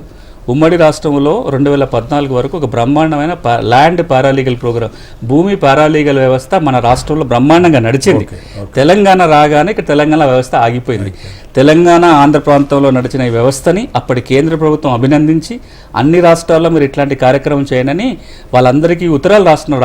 అప్పటి ప్రధానమంత్రి మన్మోహన్ సింగ్ ఏం చేయాలి అంటే అప్పుడు ఏముండేది, 2014 వరకు ప్రతి జిల్లా కేంద్రంలో కలెక్టర్ ఆఫీస్లో కానీ జిల్లా సమాఖ్య ఆఫీస్లో కానీ ల్యాండ్ సెల్ అని ఒకటి ఉండేది. ల్యాండ్ సెంటర్ లేదా ల్యాండ్ సెల్ పెట్టారు. అందులో ఒక లాయర్ ఉండేవాడు, కొంతమంది పారాలీగల్స్ ఉండేవాళ్ళు, కొంతమంది కమ్యూనిటీ సర్వేలు ఉండేవాళ్ళు. ఏ పేదవాడికి ఏ సమస్య ఉన్నా వాళ్ళని ఆశ్రయించినట్లయితే ఉచితంగా అప్లికేషన్ పెట్టే దగ్గర నుంచి సాల్వ్ అయ్యేదాకా అండగా నిలబడేవాళ్ళు. 2006-2012 మధ్య కాలంలో దాదాపుగా 12 లక్షల మంది పేద కుటుంబాల సమస్యలు ఆ వ్యవస్థ ద్వారా పరిష్కారమైనాయి. ఇప్పుడు ప్రభుత్వం చేయాల్సిందల్లా అందులో పనిచేస్తున్న 130 మంది పారాలీగల్ ఈ రోజున రూరల్ డెవలప్మెంట్ డిపార్ట్మెంట్లో పనిచేస్తున్నారు. వాళ్ళని తిరిగి భూమి పనులు చేసుకున్నట్టు చేస్తే సరిపోతుంది. అట్లాగే ఇప్పుడు విఆర్ఏ వ్యవస్థకు సంబంధించి కూడా ఆల్రెడీ వాళ్ళందరికీ ఒక నోటీస్ ఇచ్చారు. వాళ్ళు వివిధ శాఖల్లో మార్చేశారు. గతంలో ఉన్న వాళ్ళని తీసేసి ఇప్పుడు వాళ్ళందరినీ మళ్ళీ మీకు ఆసక్తి ఉంటే మళ్ళీ మాకు ఇన్ఫర్మేషన్ ఇవ్వండి, తిరిగి రిక్రూట్ చేస్తామంటే ఆ పాత పొజిషన్లో తీసుకొచ్చి పెడతా ఉన్నారు. ఈ అంటే విఆర్ఏ వ్యవస్థ కూడా చాలా వేగంగానే మళ్ళీ తిరిగి వచ్చే అవకాశం ఉంది వస్తుందంటే. కానీ మన అక్కడ యథాతథంగా అందరూ వెనక్కి వస్తారు. పాత వ్యవస్థ యథాతథంగా కాదు. గౌరవ రెవెన్యూ మంత్రి గారు కానీ ముఖ్యమంత్రి గారు పలు సందర్భాలు చెప్పింది ఏంది, వారు ఒప్పుకున్నది ప్రతి గ్రామంలో భూ పరిపాలన చూసే ఒక వ్యక్తి ఉండే అవసరం ఎంతైనా ఉంది. అలా మనం అందరూ ఒప్పుకోవాల్సిందే.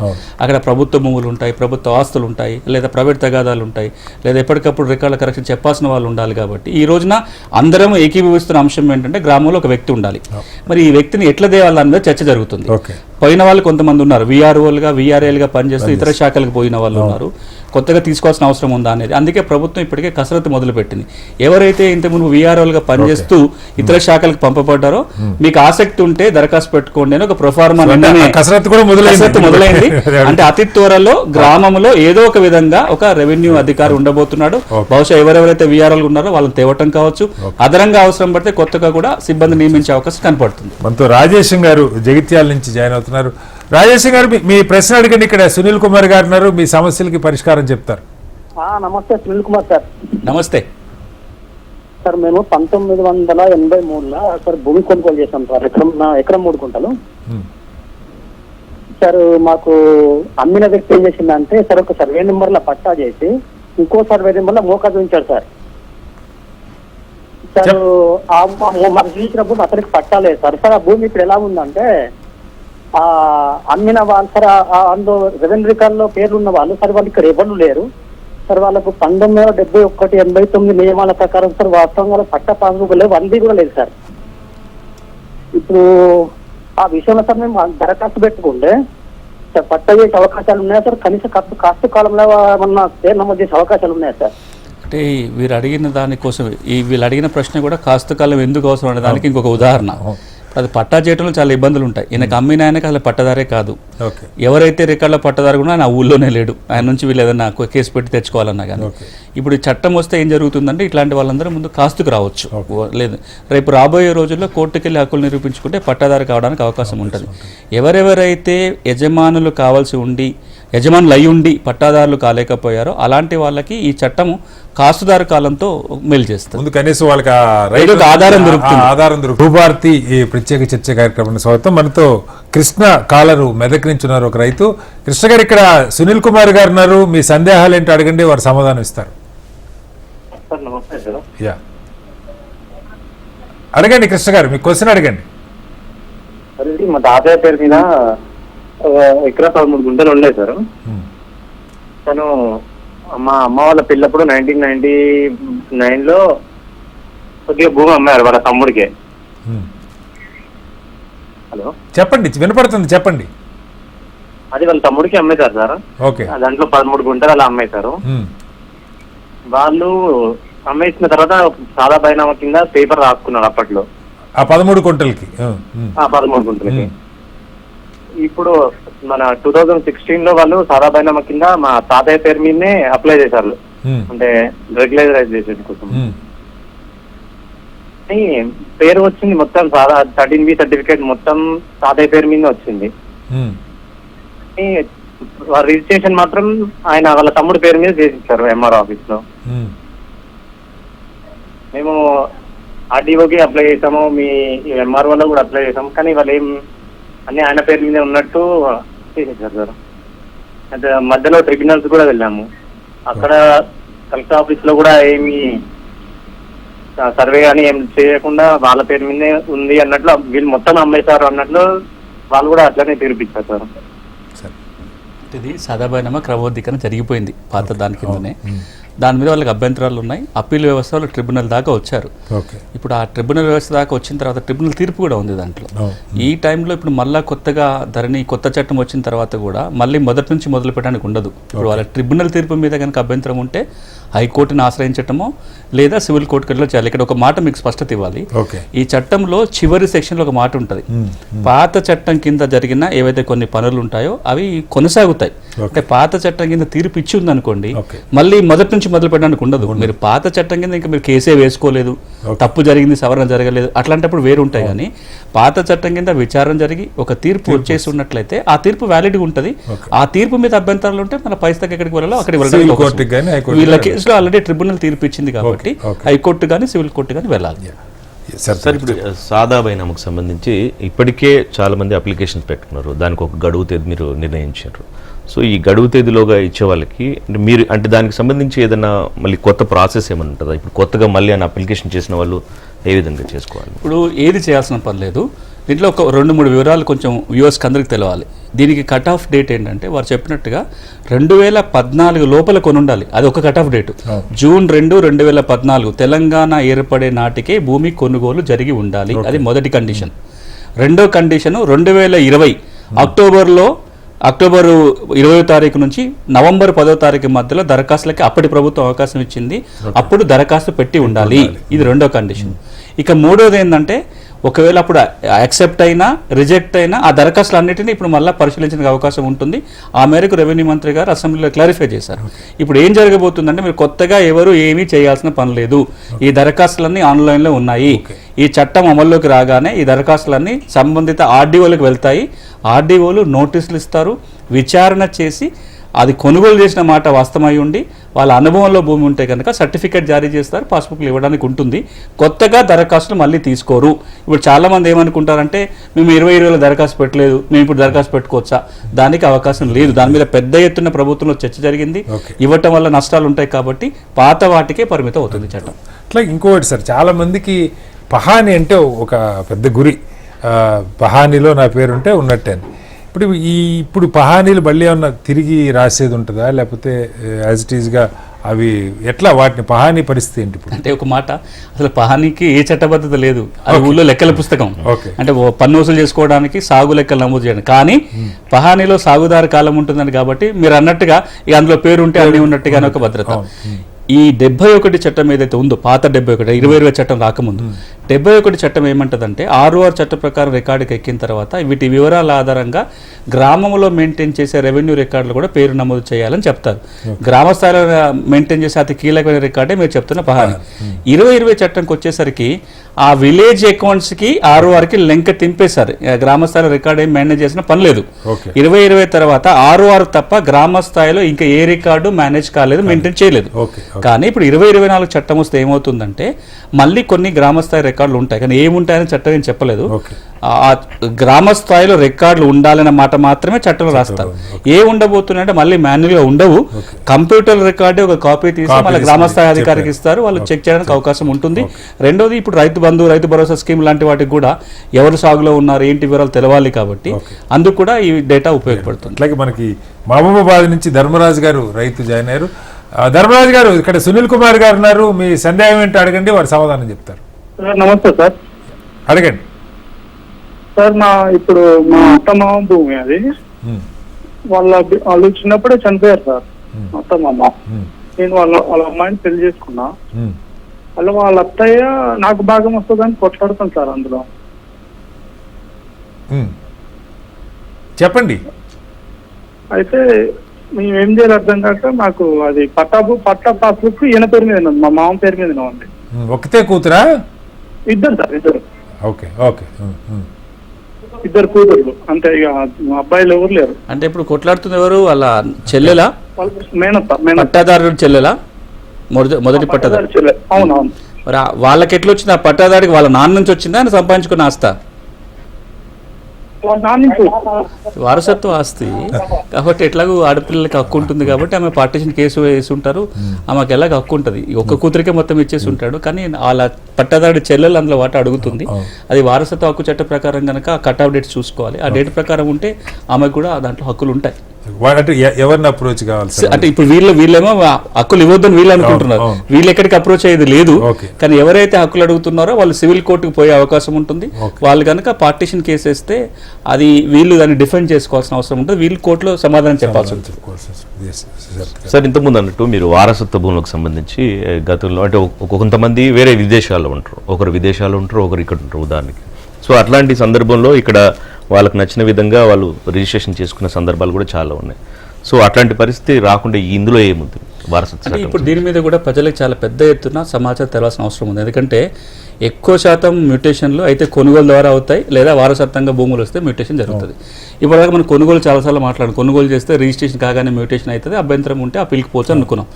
వారసత్వంగా కనుక భూమి వస్తే 71 చట్టం కింద విధానం ఏముండేదంటే ఎవరైనా సరే అలా వారసులు ఒక్కరైనా సరే లేదా అందరూ కలిసి అయినా సరే దరఖాస్తు పెట్టుకోవచ్చు. తహసీల్దార్కి దరఖాస్తు పెట్టుకుంటే ఆయన విచారణ చేసి గ్రామంలో ఎవరు వారసులు నిర్ధారణ చేసుకున్న తర్వాత ఒక ఉత్తర్వులు ఇచ్చి ఎవరు వారసులో వాళ్ళకి వాటాల ప్రకారము రికార్డులు నమోదు చేస్తారు. వారసుల మధ్యలో కనుక వివాదం ఉండి ఎక్కువ తక్కువలు ఉన్నట్లయితే వాళ్ళు కోర్టుకు వెళ్ళి తేల్చుకోవాల్సిన పరిస్థితి 71 చట్టం కింద ఉండే. 2020 చట్టంకి వచ్చినాక ఏమైంది అంటే విచారణ ఏదీ లేదు, వారసులు అందరూ కలిసి జాయింట్ స్టేట్మెంట్ రాసుకొని తహసీల్దార్ దగ్గర ఆన్లైన్లో స్లాట్ బుక్ చేసుకొని ఎకరానికి 2,500 రూపాయలు ఫీజు కడితే దాంట్లో ఆయన వెంటనే ఆటోమేటిక్గా ఏ విచారణ లేకుండా మ్యూటేషన్ చేస్తారు. అలా 2 ఇబ్బందులు వచ్చినాయి. ఒకటి, అందరు కలిసి జాయింట్ స్టేట్మెంట్ రాకపోతే 4 వారసులు ఉన్నారు, ఒక ఆయన బాగా వెల్ ఆఫ్గా ఉన్నాడు, సెటిల్ అయిపోయాడు, ఎక్కడో ఉద్యోగం చేసుకుంటున్నాడు, ఊళ్ళో 2 ఎకరాల పొలానికి ఇక్కడ ఉన్న వాళ్ళకి వారసత్వం కావాలి, ఆయన ఒప్పుకోకపోతే జాయింట్ స్టేట్మెంట్ ఇవ్వడానికే ఉండేది కాదు. రెండోసారి ఏమయ్యేదంటే కొన్నిసార్లు 2-3 వారసు తెలియకుండా ఉన్నాయననే అప్లై చేసుకునేవాడు, విచారణ లేదు కాబట్టి మొత్తం భూమి ఒకరి పేరు మీద మారే అవకాశం ఉండేది. ఈ సమస్యకి పరిష్కారంగా 2024 చట్టం ఏమంటుందంటే వారసత్వంగా భూమి వస్తే మీరు ఒకరైనా అందరు వారసులైనా సరే దరఖాస్తు పెట్టుకోవాలి, పెట్టుకుంటే తహసీల్దార్ విచారణ చేయాలి. కానీ ఇది కాలయాపన జరగకుండా ఉండడానికి ప్రభుత్వం నిర్దేశించిన సమయంలోగా విచారణ పూర్తి చేసి ఉత్తర్వులు ఇవ్వాలి. ఒకవేళ ప్రభుత్వం నిర్దేశించిన టైంలో కనుక విచారణ పూర్తి కాకపోతే ఆటోమేటిక్గా మ్యూటేషన్ జరిగిపోతుంది. అంటే ఒక పక్కన పాత సమస్యలను పరిష్కారం చేస్తూనే కొత్త సమస్యలు రాకుండా విచారణ చేసి అసలైన వారసులకు భూమి దక్కేలాగా ఈ చట్టంలో నియమాలు ఉంచడం జరిగింది. మనతో ప్రేమ్జీ గారు మహబూబ్ నగర్ నుంచి జాయిన్ అవుతున్నారు. ప్రేమ్జీ గారు మీ సమస్య అడగండి, ఇక్కడ సునీల్ గారు ఉన్నారు, ఆన్సర్ చేస్తారు. ప్రేమ్జీ గారు సునీల్ గారితో మాట్లాడియండి సార్. అడగండి మీ క్వశ్చన్ ఏంటో అడగండి. నమస్కారం సార్ సునీల్ సార్. నమస్తే చెప్పండి సార్. మా ఊర్లో సార్ చెప్పండి, టీవీ వాల్యూమ్ తగ్గించి ప్రశ్న అడగండి. అడగండి ప్రేమ్జీ గారు, వినపడుతుంది, సునీల్ గారు వింటున్నారు, అడగండి. మా ఊర్లో అసలు భూమి దున్నే వాళ్ళు ఎవరున్నారు? తర్వాత సార్ భూమి దున్నే వాళ్ళు టీవీలో వింటూ మీ టీవీ సౌండ్ తగ్గించి అడగండి ఫోన్లో క్వశ్చన్. ఇప్పుడు అడగండి. దున్నే వారి పేరు కాకుండా వేరే వాళ్ళ పేరు మీద ఉన్నాయి సార్. సార్ ఎవరిది మీ భూమి? ఎవరిది? కబ్జా మీద ఎవరున్నారు? ధరణి పాస్బుక్లు ఒకరికి ఉన్నాయి సార్. ఓకే. ఇప్పుడు మరి కబ్జా ఎవరైతే ఉన్నారో వాళ్ళకి ఎట్లా వచ్చిన భూములు? కొనుక్కున్న భూములా, వారసత్వంగా వచ్చిన భూములా? ప్రేమ్జీ గారు, అది కబ్జాలో ఉన్న వాళ్ళకి కొనుక్కున్నారా, వారసత్వంగా వచ్చిందని అడుగుతున్నారు. టీవీ సౌండ్ కొనుగోలు చేసిన భూములు సార్. ఓకే. ఇప్పుడు అంటే ఆయనకు అర్థం కాకపోవచ్చు, కానీ 2 అంశాలు, ఒక ప్రధానమైన సమస్యలు ఏమనెత్తాడు. వాస్తవంగా సాగుదారుగా ఒకరు ఉన్నారు, ధరణిలో పట్టాదారుగా ఒకరు ఉన్నారు. కొత్త చట్టంలో ఏం కాబోతుంది, వాస్తవంగా ఎవరి భూమి ఎవరైతే ఆధీనంలో ఉందో వాళ్ళకి వస్తుందా అని ఇదే కాస్తకాల నుంచి మాట్లాడుకున్నాం. అంటే అన్ని రకాలుగా ఏవైతే కబ్జాలో ఉన్నారో అందరికీ రాకపోవచ్చు, కానీ యజమానికి కావాల్సిన అన్ని అర్హతలు ఉన్న వాళ్ళకి కొన్నిటికైతే ఈ చట్టం పరిష్కారం చూపుతుంది. ఒకవేళ ఆయన సాధారణ ద్వారా కొనుక్కున్నారు, దరఖాస్తు పెట్టుంటే ఇందులో పట్టా వస్తుంది, లేదా ఆయనకు ఇనాం భూమి వార్సి రావాలి, ఆ ప్రకారం తెచ్చుకోవడానికి అవకాశం ఉంటుంది. అంటే ఎవరైతే యజమాని ఉన్నాడో పట్టా కాలేని వాళ్ళకి పట్టా చేసే అవకాశం ఉంటుంది. యజమాని కాకుండా ఇంకొక రకంగా కబ్జా చేసుకోనో లేకపోతే కౌలు చేసుకుంటూ ఉన్న వాళ్ళకి మాత్రం ఈ చట్టంలో నమోదు చేయడానికి అవకాశం ఉంటుంది. ఇంకొక మాట కూడా చెప్తా, ఈ చట్టంలో రాబోయే రోజుల్లో ఎంజాయ్మెంట్ సర్వే చేయడానికి అవకాశం ఉంది. దీర్ఘకాలికంగా భూములని పూర్తిగా రీసర్వే చేసి కొత్త రికార్డు కూడా తయారు చేయడానికి అవకాశం ఉంది. కాబట్టి ప్రభుత్వం కనుక ఆ వైపున ఆలోచన చేసి ఎంజాయ్మెంట్ సర్వే చేసినా లేదా ఇంకొక అడుగు ముందుకేసి రీసర్వే కనుక చేస్తే ఇట్లాంటి సమస్యలన్నీ పరిష్కారం అవుతాయి. మనతో బీకే రెడ్డి గారు హైదరాబాద్ నుంచి ఉన్నారు. బీకే రెడ్డి గారు, ఇక్కడ సునీల్ గారు ఉన్నారు, మీ క్వశ్చన్ ఏంటో అడగండి. హలో బీకే రెడ్డి గారు. ఓకే రైట్ సార్, ఇప్పుడు ఉదాహరణకి సర్వే నెంబర్ ఒక చోట, ఉన్న పొలం ఒక చోట, ఇట్లా చాలా మటుకు తప్పులు జరిగినాయి సార్. అంటే సరిహద్దులు ఒక దగ్గర ఉంటాయి, సర్వే నెంబర్ ఒక దగ్గర ఉంటుంది, ఇట్లాంటివి చాలా ఉన్నాయి తెలంగాణలో. వాటికి ఏంటి పరిస్థితి? మనం ఇప్పటిదాకా మాట్లాడుకున్నది అదే. తెలంగాణలో కీలకంగా ఉన్న సమస్య కూడా రికార్డుకి వాస్తవ సాగుకి పొంతన లేకుండా ఉన్న సందర్భాలు. అది తీరాలి అంటే పూర్తి రీసర్వే అయినా జరగాలి. కనీసం ఏ సర్వే నెంబర్లో ఇట్లాంటి ఇబ్బంది ఉందో ఎంజాయ్మెంట్ సర్వే అయినా జరిగితే తప్ప అది పరిష్కారం కాదు. ఈ రెండింటికి కూడా ఈ చట్టంలో పరిష్కారం ఉంది. కాబట్టి రేపు వీలైన తొందరగా ప్రభుత్వం కనుక దాన్ని ఆచరణకు తీసుకొస్తే ఇట్లాంటి సమస్యలన్నీ తీర్చడానికి అవకాశం ఉంది. అట్లాగే సార్, ఇంకొక నాకు వచ్చిన సందేహం, మామూలుగా ఇప్పుడు మనకి ఎంఆర్ఓ, ఆర్డీఓ, తర్వాత కలెక్టర్ గారు ఇట్లా డిఫరెంట్ లెవెల్స్లో ఒక చోట న్యాయం జరగకపోతే ఇంకో చోటకి వెళ్ళేది ఉంది కదా. ఏదన్నా అంటే ప్రజలకి తొందరగా న్యాయం జరగాలన్న కోరిక కూడా ఉంటుంది. న్యాయం కోసం కోర్టు దాకా వెళ్ళక్కర్లేదు, కానీ ఈ దశలో కూడా రేపు రాబోయే రూల్స్లో ఏదన్నా వీటికి ఒక టైం ఫ్రేమ్ పెట్టేట్టుగా, ఎంఆర్ఓ దగ్గరికి ఒక సమస్య వస్తే ఆయన పరిష్కారం చేయగలిగింది ఇన్ని రోజుల్లో చేయాలి, అట్లా ఏమన్నా పెట్టే అవకాశం ఉంటుందా? పెట్టాలనే ఆలోచన తప్పకుండా ఉంది. ఎందుకంటే మీరు అన్నట్టుగా అది కనుక పెట్టకపోతే విపరీతమైన కాలయాపన జరగడానికి అవకాశం ఉంది. ఒక పక్కన ఎవరైతే ఒక సమస్య పరిష్కారం చేయాలో చేసిన తర్వాత రెండంచెల అప్పీల్ వ్యవస్థ ఉండటం అనేది సహజ న్యాయసూత్రం. మీరు తహసీల్దార్ కనుక చేస్తే ఇంకొక రెండంచెల పైకి వెళ్ళే అవకాశం. ఇప్పుడు పోయినసారి ఏంటంటే అన్ని ద్వారాలు మూసేసాం, మేము ధరణికి ఎక్కించాము, ఇంకా పరిష్కారం లేకపోతే కోర్టుకు పోమని వదిలేసాము. సో ఒక పక్కన సహజ న్యాయసూత్రాన్ని పాటిస్తూ రెండంచెల అప్పీల్ వ్యవస్థ ఉంచుతూనే మీరు అన్నది తప్పకుండా పరిగణించాలి. రాబోయే రూల్స్ లో ఎంతకాలం లోపల అప్పీల్ చేసుకోవాలి, ఎంతకాలం లోపల వాళ్ళు ఉత్తర్వులు ఇవ్వాలని ఒక కాల పరిమితి విధించినట్లయితే సత్వరంగా న్యాయం జరిగే అవకాశం ఉంటుంది. మనతో బీకే రెడ్డి గారు జాయిన్ అయ్యారు. బీకే రెడ్డి గారు, సునీల్ గారు ఉన్నారు, మీ క్వశ్చన్ ఏంటో అడగండి. నమస్తే అండి. నమస్తే సార్, ఇది ఉమ్మడి కుటుంబ భూములకు సంబంధించిన ప్రశ్నే. ఉమ్మడి కుటుంబ ఆస్తిని అన్నదమ్ములు ఇట్లా మా కుటుంబానికి సంబంధించింది పంచుకోవడం జరిగింది. అయితే రిజిస్ట్రేషన్ ఎందుకు ట్రాన్స్ఫర్ చేసుకోకుండా అనుభవదార కాలంలో పేర్లు మార్పించుకొని గత చాలా ఏళ్లుగా కూడా చేసుకుంటున్నారు. అయితే ఇప్పుడు ధరలు వచ్చిన తర్వాత అనుభవదార కాలం తీసేశారు. తీసేసినాక ఎక్కడా కూడా అనుభవిస్తున్నప్పటికీ కూడా ఎక్కడా రికార్డులో లేని కారణంగా ఆ విషయం తెలిసి ఎవరి పేరు మీద అయితే ఉందో వాళ్ళు ఇప్పుడు క్లెయిమ్ చేసుకుంటున్నారు. లేదు అది మాదే అన్నట్టుగా ఇక ఫిజికల్ గా పొజిషన్ లోకి వచ్చే ప్రయత్నాలు చేస్తున్నారు. అది పెద్ద వివాదంగా మారింది. ఊర్లో పెద్ద మనుషులు కూడా ఏం చేయలేకపోతున్నారు ఈ విషయంలో. ఇప్పుడు ఎట్లా మన కొత్త భూమాత ఏదో మనం వచ్చింది కదా, దాన్ని ఏమైనా పునరుద్ధరిస్తారా? అనుమోదార కాలంలో పునరుద్ధరించి ఈ ఏర్పడిన సమస్యలకు పరిష్కారంగా ఏమైనా చేయబోతున్నారా? మనం ఇప్పుడు కూడా చాలాసార్లు మాట్లాడుకున్నాం. అంటే రికార్డులో ఒకలాగా పంచుకోవటం, భూమిని ఇంకోలాగా వాస్తవంగా పంచుకోవటంలో వచ్చిన తిప్పలు. అప్పటి వరకు కనీసం సాగుదారి కాలంలో పేరు ఉండే ఒక ఆధారం ఉంది కాబట్టి గొడవలు రాలేదు అన్నదమ్ముల మధ్యలో. ఎప్పుడైతే సాగుదారి కాలం పోయిందో నా పేరు ఒకటే ఉంది, నేనే రికార్డులో ఉన్నాను కాబట్టి నేను దీన్ని అడ్డం పెట్టుకొని భూమిలోకి బలవంతంగా వచ్చే ప్రయత్నము, దాన్ని వేరే వాళ్ళకి అమ్ముకునే ప్రయత్నము, ఇట్లాంటివన్నీ జరుగుతున్నాయి. ఈ చట్టం వల్ల రెండు ఫలితాలు రాబోతున్నాయి. ఒకటి, కాస్తు కాలం మళ్ళీ వస్తుంది కాబట్టి ఇలాంటి సందర్భాలలో కాస్తు కాలం ఎక్కించడానికి ఉంటుంది. ఒకవేళ ఇంకొక మార్గం వాళ్ళకి ఎప్పుడైనా ఇట్లాంటి సమస్య ఉన్నప్పుడు ఏముంటుందంటే, బాగా పంపకాల సమస్య ఉన్నప్పుడు కోర్టుకు ఎప్పుడైనా పోయి ఫిజికల్ పార్టీషన్ కూడా చేయించుకోవచ్చు. ఇప్పుడు వారు ఏం చేయొచ్చు అంటే, ఇప్పటికిప్పుడు కావాలంటే కోర్టుకు వెళ్ళి మళ్ళీ ఒకసారి పార్టీషన్ చేసుకోవచ్చు, ఎందుకంటే బౌండరీస్ పంచుకోలేదు కాబట్టి. లేదా రేపు పొద్దున చట్టం వస్తే ఇలాంటి వాళ్ళందరి పేర్లని కాస్త కాలంలో ఎక్కించే అవకాశం. ఇలాంటి వాటన్నిటిని దృష్టిలో పెట్టుకునే సార్, ఇప్పుడు ల్యాండ్ ట్రిబ్యునల్స్ ఏర్పాటు చేస్తూ ఉంటున్నారు. అంటే ఇది ఏ స్థాయిలో ఏర్పాటు చేసే అవకాశం ఉంది? దీనివల్ల ఏం ప్రయోజనం ఉంది అసలు? మీకు ఒక జ్ఞాపకం ఉంది అనుకుంటాను. అంటే నెలతల్లి కార్యక్రమంలో ఇంతకుముందు చాలాసార్లు మాట్లాడుకునే సందర్భాలు ఉన్నాయి. మీకు కూడా గుర్తు చేస్తాను. భూమి ట్రిబ్యునల్ ఉండాలి అనే ఆలోచన ఇప్పట్లో కాదు. 2011లో బీహార్ రాష్ట్రం ఒక మంచి ప్రయత్నం చేసింది. మనం ఎప్పుడు అట్లాంటి వినము, బీహార్ రాష్ట్రంలో భూతగాథల పరిష్కారానికి మంచి చట్టాలు వస్తాయని. ఎందుకంటే మనకు ఒక పర్సెప్షన్, బీహార్ అనగానే ఒక రకమైన ఆలోచన వస్తుంది. బీహారు 2009లో 2010లో 2 మంచి చట్టాలు చేసింది. ఒకటి బీహార్ భూ వివాదాల పరిష్కార చట్టం, 2 బీహార్ భూమి ట్రిబ్యునల్ల చట్టం. దాని తర్వాత వాళ్ళు ఏం చేశారంటే ఏ సమస్య వస్తే ఎక్కడికి పోవాలి, ఎలా వెళ్ళాలి, ఎంతకాలంలో పరిష్కరించాలి అని చట్టంలో రాస్తారు. మరి ఇంతకుముందు అన్నట్టు. రెండోది కింద స్థాయిలో సమస్య పరిష్కారం అయిన తర్వాత మళ్ళీ హైకోర్టుకో సివిల్ కోర్టుకో పోకుండా 2 అంచెల ట్రిబ్యునల్ వ్యవస్థ పెట్టారు. జిల్లా స్థాయిలో ఒక ట్రిబ్యునల్, రాష్ట్ర స్థాయిలో ఇంకొక ట్రిబ్యునల్ ఏర్పాటు చేసి అన్ని రకాల రెవెన్యూ పరమైన సమస్యలకి ట్రిబ్యునల్ ద్వారా మంచి పరిష్కారాలు జరుగుతున్నాయి. దీన్ని దృష్టిలో పెట్టుకొని అప్పటి ప్రధానమంత్రి మన్మోహన్ సింగ్ గారు అడ్వైజరీ రాస్తారు అన్ని రాష్ట్రాలకి, మీరు ఇలాంటి ట్రిబ్యునల్ని ఏర్పాటు చేసుకునే ప్రయత్నం చేయండి, తగిన సహాయం చేస్తామని. అది అలా చర్చలకే ఉండిపోయింది తప్ప ఇప్పుడు ఆచరణలకు రాలేదు. కానీ మొట్టమొదటిసారి 6 సమస్యలకు సంబంధించి అయినా సరే గౌరవ రెవెన్యూ మంత్రి, ముఖ్యమంత్రి చొరవ వల్ల ట్రిబ్యునల్ ఏర్పాటు చేయాలని నిర్ణయం తీసుకున్నారు. ఎక్కడ పెట్టాలి, ఎన్ని పెట్టాలి అనేది రాబోయే ఒక వర్క్ లోడ్ని బట్టి, కేసులను బట్టి ప్రతి ఉమ్మడి జిల్లాకు ఒకటి పెట్టాలా, చిన్న జిల్లాకు ఒకటి పెట్టాలా, 2-3 జిల్లాలకు కలిపి ఒకటి పెట్టాలనే నిర్ణయం ప్రభుత్వం తీసుకోబోతుంది. కానీ చట్టంలో రాసిన మాట ఏంటంటే అవసరాన్ని బట్టి ప్రభుత్వం రెవెన్యూ ట్రిబ్యునల్ ఏర్పాటు చేస్తుంది, భూమి ట్రిబ్యునల్ ఏర్పాటు చేస్తుంది. అందులో ఎవరు ఉండాలి, ఎన్ని ట్రిబ్యునల్ ఉండాలనే నిర్ణయం రూల్స్ అవసరాన్ని బట్టి పెంచుకుంటూ పోవచ్చు. మనతో యాదగిరి గారు హైదరాబాద్ నుంచి జాయిన్ అయ్యారు. యాదగిరి గారు మీ క్వశ్చన్ ఏంటో అడగండి. ఇక్కడ సునీల్ గారు ఉన్నారు, సమాధానం చెప్తారు.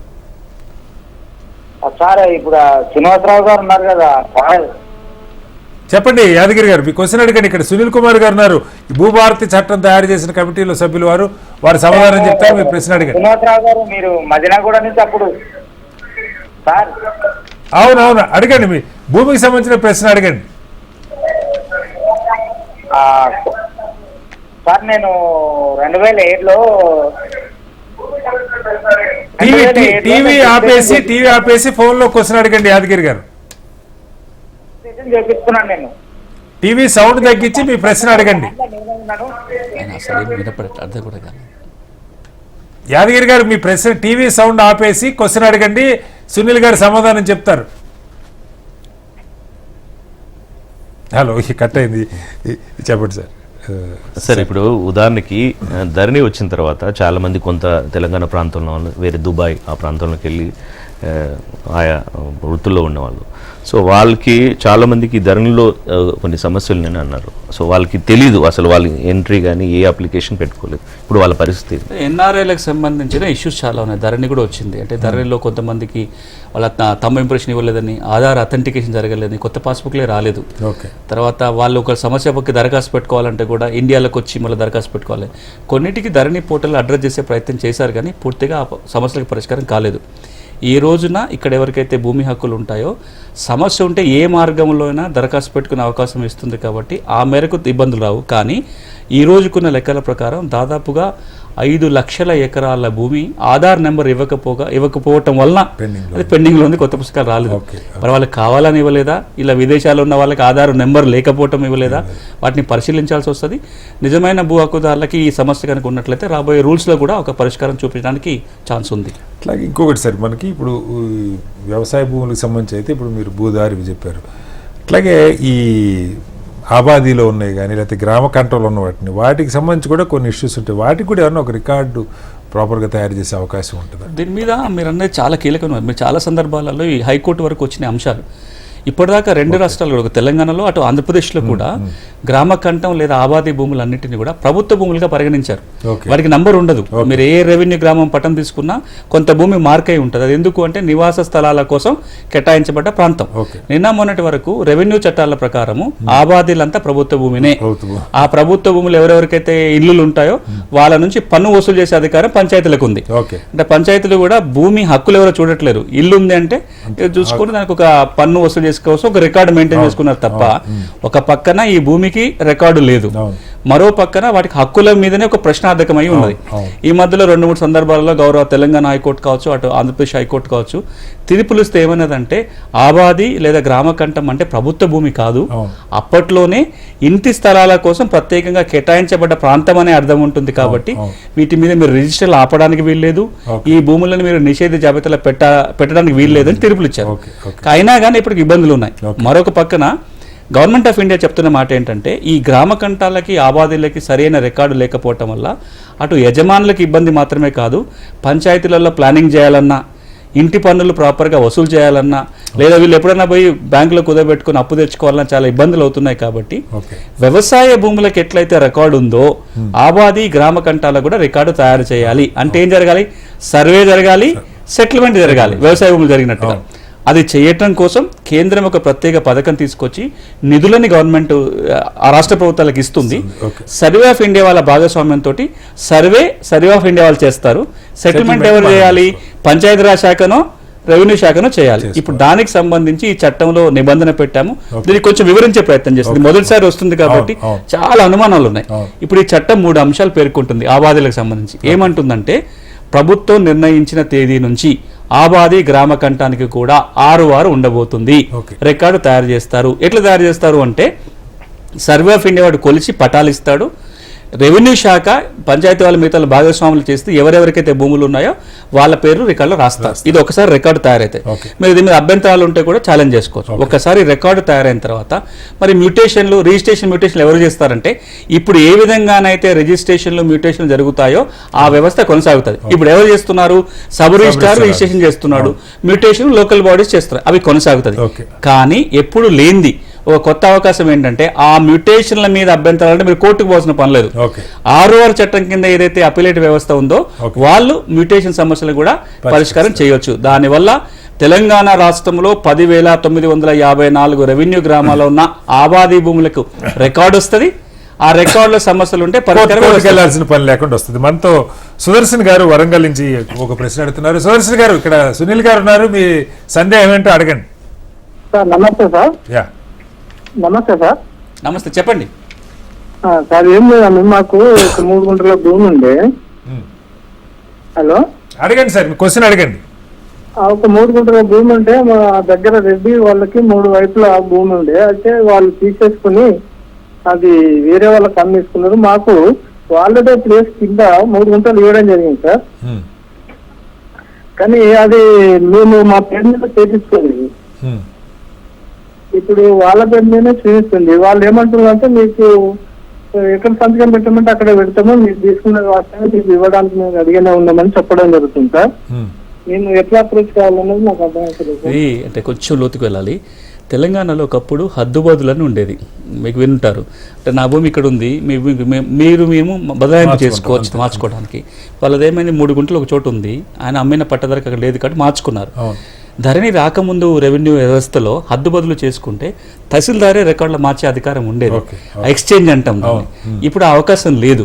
ఇప్పుడు మళ్ళీ కొత్తగా రూల్స్లో చూడాల్సిన అవసరం ఉంటుంది. ఇప్పుడు 6వ చట్టం కింద రూల్స్ చేసేటప్పుడు ఇట్లాంటి సమస్యలకు కూడా పరిష్కారం వెతకడానికి అవకాశం ఉంటుంది. ఒకవేళ అది లేకపోతే ఇప్పటికిప్పుడు వాళ్ళకి చట్టపరంగా మార్గం ఏంటంటే కోర్టుకు వెళ్ళి ఆయన ఒప్పుకుంటున్నాడు కాబట్టి తొందరగా పరిష్కారం అయితే కోర్టుకు వెళ్ళి తెచ్చుకోవాలి, ఆర్డర్ తెచ్చుకోవాలి. లేదా ఆయన పోయి ఇప్పుడు రిజిస్ట్రేషన్ 3 గుంటలకి రిజిస్ట్రేషన్ చేసుకోవాలి.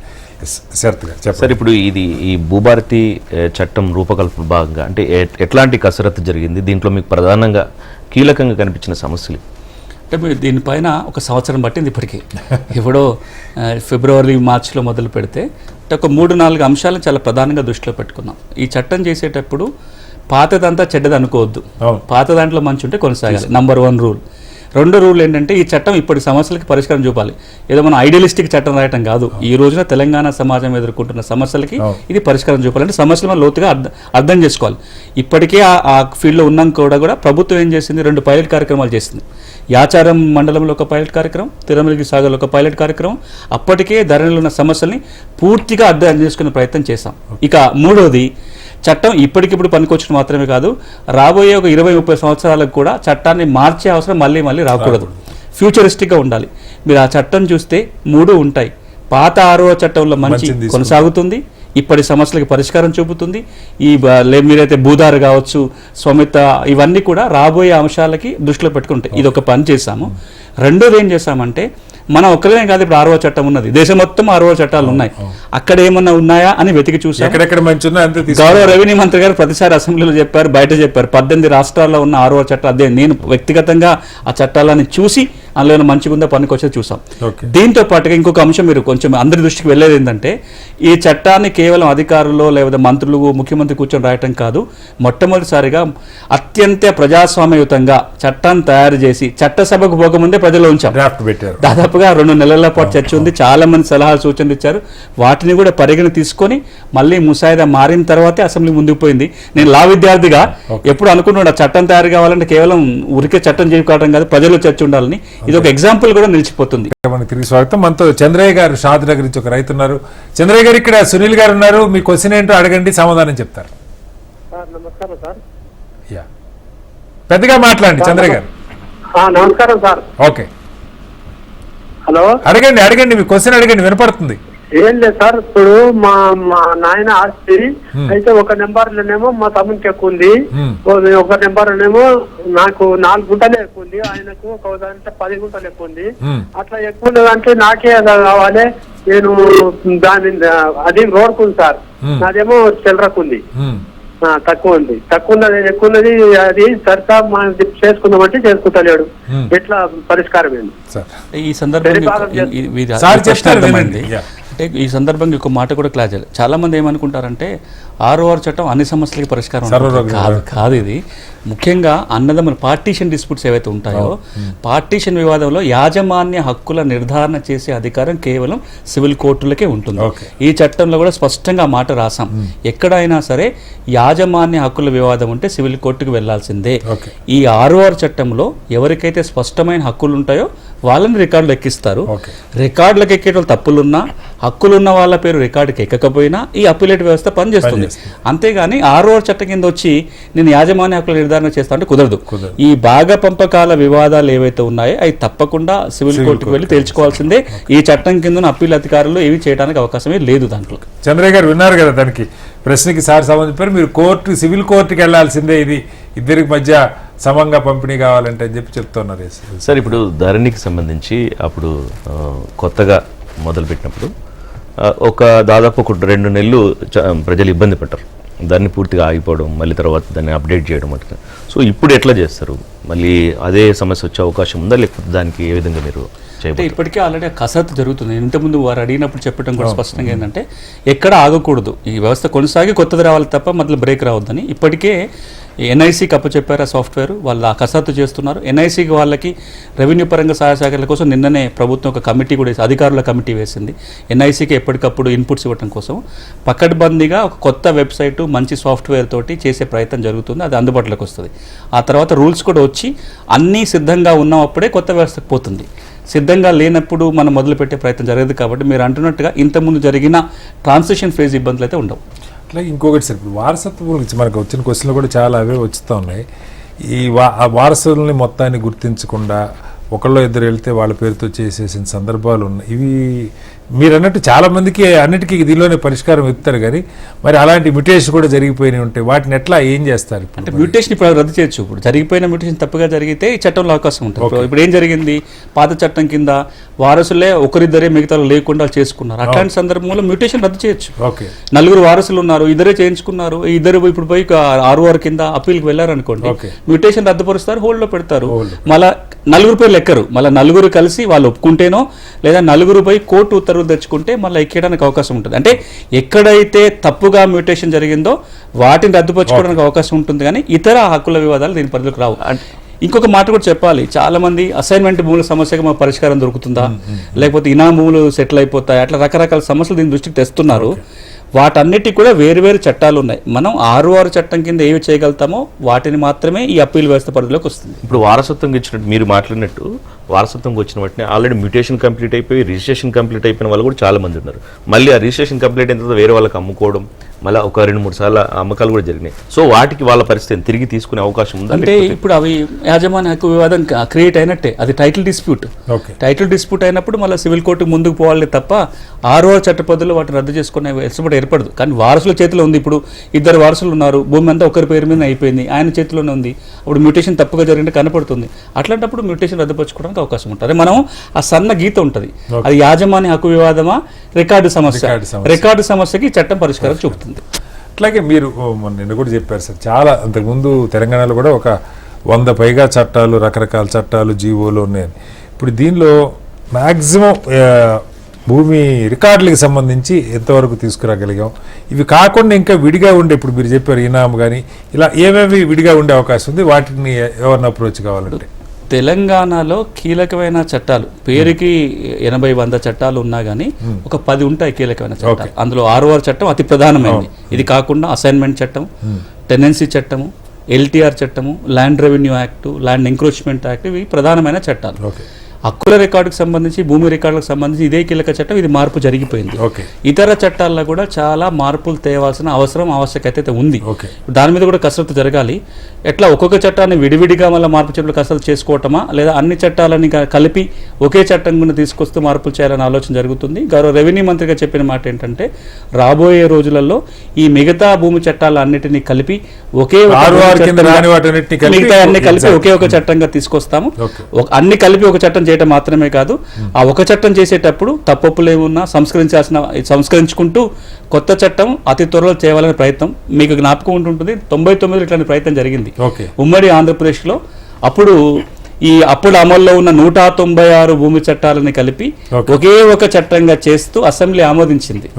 కానీ దాంట్లో ప్రెసిడెన్షియల్ అసెంబ్లీకి వెళ్లాల్సి వచ్చి, ప్రెసిడెంట్కి వెళ్ళింది, వారు కొన్ని ప్రశ్నలకు సమాధానాలు అడిగారు.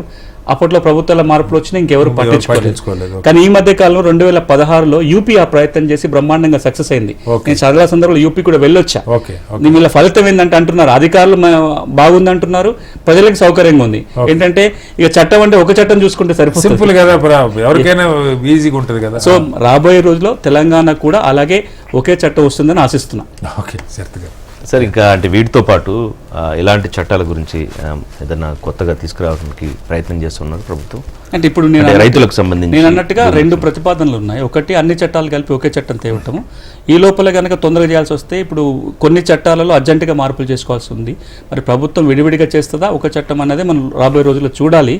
బట్ మీకు ఒకటి అనేది ఏంటంటే, కాలం గడిచినటువంటి ఒక 10 ఏళ్ల కింద పరిస్థితి ఇప్పుడు వేరు. ఇప్పుడు భూమి వారు చాలాసార్లు అన్నట్టుగా భూముల విలువలు పెరిగినాయి, భూమి మీద ప్రెజర్ పెరిగింది, భూమి వివాదాలు పెరిగినాయి. ఈ రోజున సివిల్ కోర్టులలో 66% సివిల్ కోర్టు కేసులు ల్యాండ్ కేసులే. మన రికార్డులు సరిగ్గా ఉంటే అక్కడ కేసులు తగ్గిపోతాయి. మీకు గత 3 ఏళ్లలో చూడండి, ధరణి వచ్చిన తర్వాత రెవెన్యూలో యంత్రాంగం లేదు కాబట్టి, పరిష్కార యంత్రాంగం లేదు కాబట్టి ఇవన్నీ కూడా సివిల్ కోర్టుల భారంగా వెళ్ళినాయి. హైకోర్టులో విపరీతంగా కేసులు పెరిగి, అన్ని ఏం కేసులు ఉన్నాయి? ధరణి కేసులు.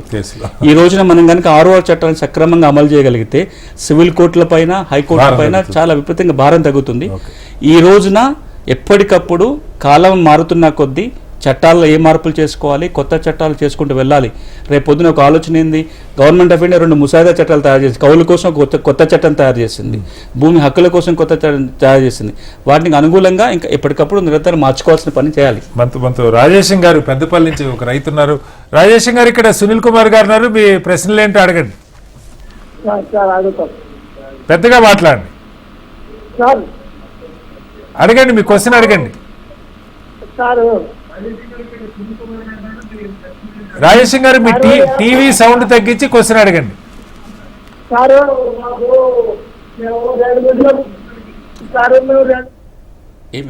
మీ మాట సరిగ్గా వినపట్లేదు, టీవీ ఆఫ్ చేసి మళ్ళీ కాల్ చేయండి సార్. అదే సార్, ఇప్పుడు ఇట్లా మనకి ఈ రకరకాల మనం రైతుల సమస్యలు చాలా వింటా ఉన్నాం. మీరు ప్రభుత్వంతో దీనిలో ఉన్నారు. వీటిని ఇప్పుడు మీరు అనేక గ్రామాలకు వెళ్ళి మీరు ప్రయత్నం చేస్తారు. ఆల్రెడీ నల్గొండ జిల్లాలో మొదలుపెట్టారు, చాలా చోట్లకి వెళ్తారు. కానీ ఎక్కువ మందికి ఇది రీచ్ కావడానికి కొత్త చట్టంలో ఈ సమస్యలకి పరిష్కారాలు ఉంది, రికార్డులకు సంబంధించి. దీన్ని ఇందాక కోదరావు గారిని కూడా అదే అడిగాను, మిమ్మల్ని కూడా అదే అడుగుతా ఉన్నా. అంటే ప్రజలకు చేరాలన్నప్పుడు హెచ్ఎంటీవీ నేలతల్లి ప్రోగ్రాం ఉద్దేశం ఏంటంటే ఇది ప్రజలకు చేరాలి. ప్రజలకి నా సమస్యకి ఇందులో ఇలాంటి స్పష్టమైన పరిష్కారం అర్థం కావాలి. దానికి ఎలాంటి ప్రయత్నం చేశారు? చాలా ఉంది. ఇప్పుడు మనకు గత 10-15 ఏళ్ళే చాలా అనుభవాలు ఉన్నాయి. చట్టాలని ప్రజలకు తీసుకెళ్లేటప్పుడు చాలా కసరత్తు చేసినాం. ఒకటి, మీరు పలుసార్లు అన్నట్టుగా mass media communication, short videos కావచ్చు, బుక్లెట్స్ కావచ్చు, పాంప్లెట్ కావచ్చు, అది మన కింద దాకా తీసుకెళ్ళాలి. అది మొట్టమొదటి. రెండవది, చట్టం ఎవరైతే అమలు చేయాల్సిన వాళ్ళు ఉన్నారో కింద గ్రామస్థాయి అధికారి దగ్గర నుంచి కలెక్టర్ల దాకా కొత్త చట్టంపై తర్ఫీదు ఇవ్వాలి. కొత్త చట్టము వాళ్ళు నేర్చుకోవాలి, దీంట్లో ప్రాజెక్ట్ తెలవాలి. ఇది రెండో అంశం. మూడోది, ఒకప్పుడు ఏం చేసేవాళ్ళం అంటే మండలానికి ఒక పారాలీగల్ ఉంచేవాళ్ళము. ప్రతి గ్రామంలో కొంతమంది కమ్యూనిటీ రిసోర్స్ పర్సన్స్ తీసుకొని వాళ్ళకి చట్టం మీద ట్రైనింగ్ ఇచ్చి వాళ్ళ ద్వారా కొంత రైతులను ఎడ్యుకేట్ చేసే ప్రయత్నం జరిగేది. ఇప్పుడు అది కూడా జరగాలి. అన్నిటికంటే ఇంపార్టెంట్గా మీడియా రోల్ చాలా కీలకంగా ఉంటుంది. ఏవైతే మా మీడియా ఛానల్స్ ఉన్నాయో ఇది రైతులకు సంబంధించిన అతి కీలకమైన చట్టం, జీవితాలను నిర్ణయం చేసే చట్టం. ఈ రోజు నాకు భూమి ఉండి రికార్డులు ఎక్కకపోతే నాకు కొన్ని తరాలు ఎఫెక్ట్ అవుతాయి. ఒకవేళ తప్పుగా ఎవరి పేరు ఎక్కిన ఇబ్బంది అవుతుంది. కాబట్టి ప్రజలకు సంబంధించి రైతాంగం సంబంధించిన ఈ కీలకమైన చట్టం పైన ఇదేదో ఒక రోజు 2 రోజులు మాట్లాడుకుంటే తెగేది కాదు. ఈ చట్టం అమలు మొదలైనప్పటి నుంచి ఒక 6 నెలల పాటో సంవత్సరం పాటో ప్రింట్ మీడియా కావచ్చు, ఎలక్ట్రానిక్ మీడియా కావచ్చు, ఆ రోల్ కనుక పోషిస్తే తెలంగాణ రైతాంగానికి మనం అతిపెద్ద మేలు చేసిన వాళ్ళు. చాలా సంతోషం. నాకు ఒక సంతోషం ఏంటంటే HMTV ఒక భిన్నమైన కార్యక్రమం. నేను ఎప్పుడు ల్యాండ్ మీద ఇంతకాలం చేయొచ్చు అనుకోలేదు. HMTV కమిట్మెంట్ చూస్తే ఇప్పుడు నాకు 250 వారాలు దాటిపోయింది. 250 వారాలుగా ప్రతి వారం 6 సంవత్సరాలు ప్రతి గురువారం 6:30. ఈరోజు తెలంగాణ రైతాంగానికి ఒక బండ గుర్తు. గురువారం 6:30 కంటే భూముల సమాధానం సునీల్ గారు ఉంటారు, చెప్తారు. అట్లాగే మనతో శ్రీనివాస్ గారు వరంగల్ నుంచి ఒక ప్రశ్న అడుగుతున్నారు. శ్రీనివాస్ గారు, ఏంటి మీ సమస్య ఏంటి చెప్పండి, సునీల్ గారు ఆన్సర్ చేస్తారు. సార్ నమస్కారం సార్, నా పేరు శ్రీనివాస్ అండి, కిలవరంగల్ నాది. చెప్పండి సార్. నాకు ఒక సరైన క్రమంలో 2 ఎకరాలు 2 గుంటల భూమి మా వారసత్వం వచ్చిందండి. అది అయితే ఆ భూమి ఏంటంటే కొత్త పాస్ పుస్తకాలు జారీ సమయంలో తప్పుగా నమోదైంది. అది ఏమని నమోదైంది? తప్పుగా నమోదై 2 ఎకరాలు 2 గుంటల బదులు ఎకరం 13 గుంటలు 12 గుంటలు మాత్రమే నమోదైంది. దీని గురించి నేను ఎంఆర్ఓ గారు కానీ కలెక్టర్ గారు కలిసినప్పుడు కూడా ఎన్నిసార్లు కలిసినా కూడా వాళ్ళు ఏమంటారంటే ఈ మాడ్యూల్స్ మా దగ్గర రాలేదండి, మీరు కోర్టు పోండి లేకపోతే పోలీస్ స్టేషన్ పోండి అన్నారు. పోలీస్ స్టేషన్ పోతే వాళ్ళు ఏమంటారు సివిల్ కేసు అంటే మీరు ముఖ్యం వాళ్ళు అన్నారు. మేము కలెక్టర్ గారి దగ్గర ఎన్నిసార్లు తిరిగినా కానీ కొత్త మాడ్యూల్స్ వచ్చి చేస్తామంటారు. ఇప్పుడు అయితే ఇలా రెండంటే వారికి అంటే జనరల్ సమాధానం చెప్పాలి. చాలా మందికి ఉన్న సమస్య, నాకు రికార్డులో ఉన్న భూమి కంటే ధరణి వచ్చినాక తగ్గింది. తగ్గడానికి 2 కారణాలు ఉంటాయి. ఒకటి, ఇంకెవరైనా కబ్జాలకు పోవటం, లేదా ఆ ఎక్స్టెంట్ ఆర్ఎస్ఆర్ మనం ఇంతకుముందు అనుకున్నాం తెలంగాణలో భూమి పెరిగింది, తగ్గించే ప్రయత్నంలో అసలు భూమిని తగ్గించి లేని వాళ్ళకి పెంచడం జరిగింది. ఇది కనుక 2వ కేటగిరీ అయితే, అంటే ఆక్యుపై చేసింది కాదు, 2వ కేటగిరీ అయితే కనుక ఈ ఆర్ఎస్ఆర్ మిస్ మ్యాచ్లన్నీ కూడా కొత్త చట్టం కింద సవరించడానికి అధికారం ఉంటుంది. కొత్త చట్టం వచ్చి దరఖాస్తు పెట్టుకుంటే ఆ పని చేయొచ్చు. ఇప్పుడు కూడా దరఖాస్తు పెట్టుకోవడానికి ఉండే TM33 కింద విస్తరణ తగ్గిందని దరఖాస్తు పెట్టుకుంటే కలెక్టర్ దగ్గర పోతున్నాయి. కలెక్టర్ మళ్ళీ CCLకి పంపుతున్నారు.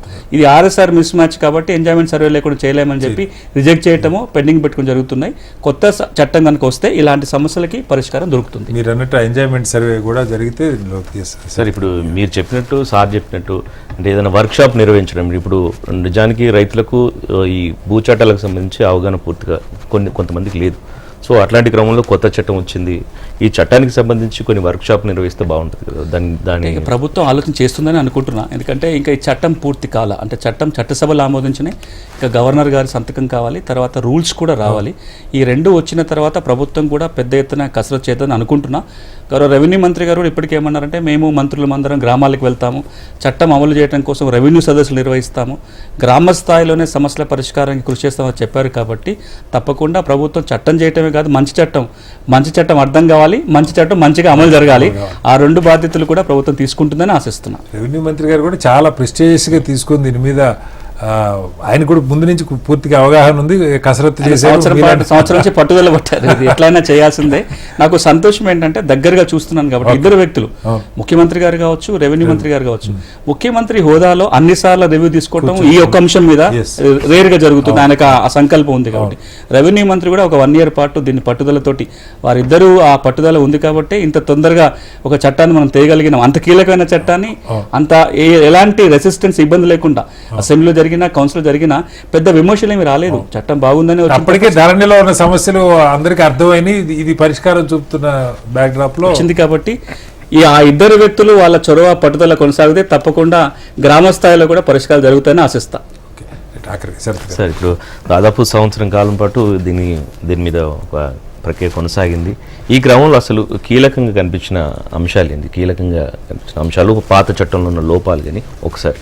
అంటే ఈ చట్టంలో చాలా కొత్త అంశాలు కూడా వస్తున్నాయి. అది సైలెంట్గా ఉన్నాయి. ఇప్పుడు మీరు మాన్యువల్ రికార్డు కావచ్చు, లేకపోతే ఆబాదీది కావచ్చు, లీగల్ ఎయిడ్ ఇవ్వటం కోసం ప్రొవిజన్ కావచ్చు, లేదంటే భూధార కావచ్చు, ఇవన్నీ కొత్త అంశాలు ఎప్పుడు లేని కొత్తగా వస్తున్నాయి.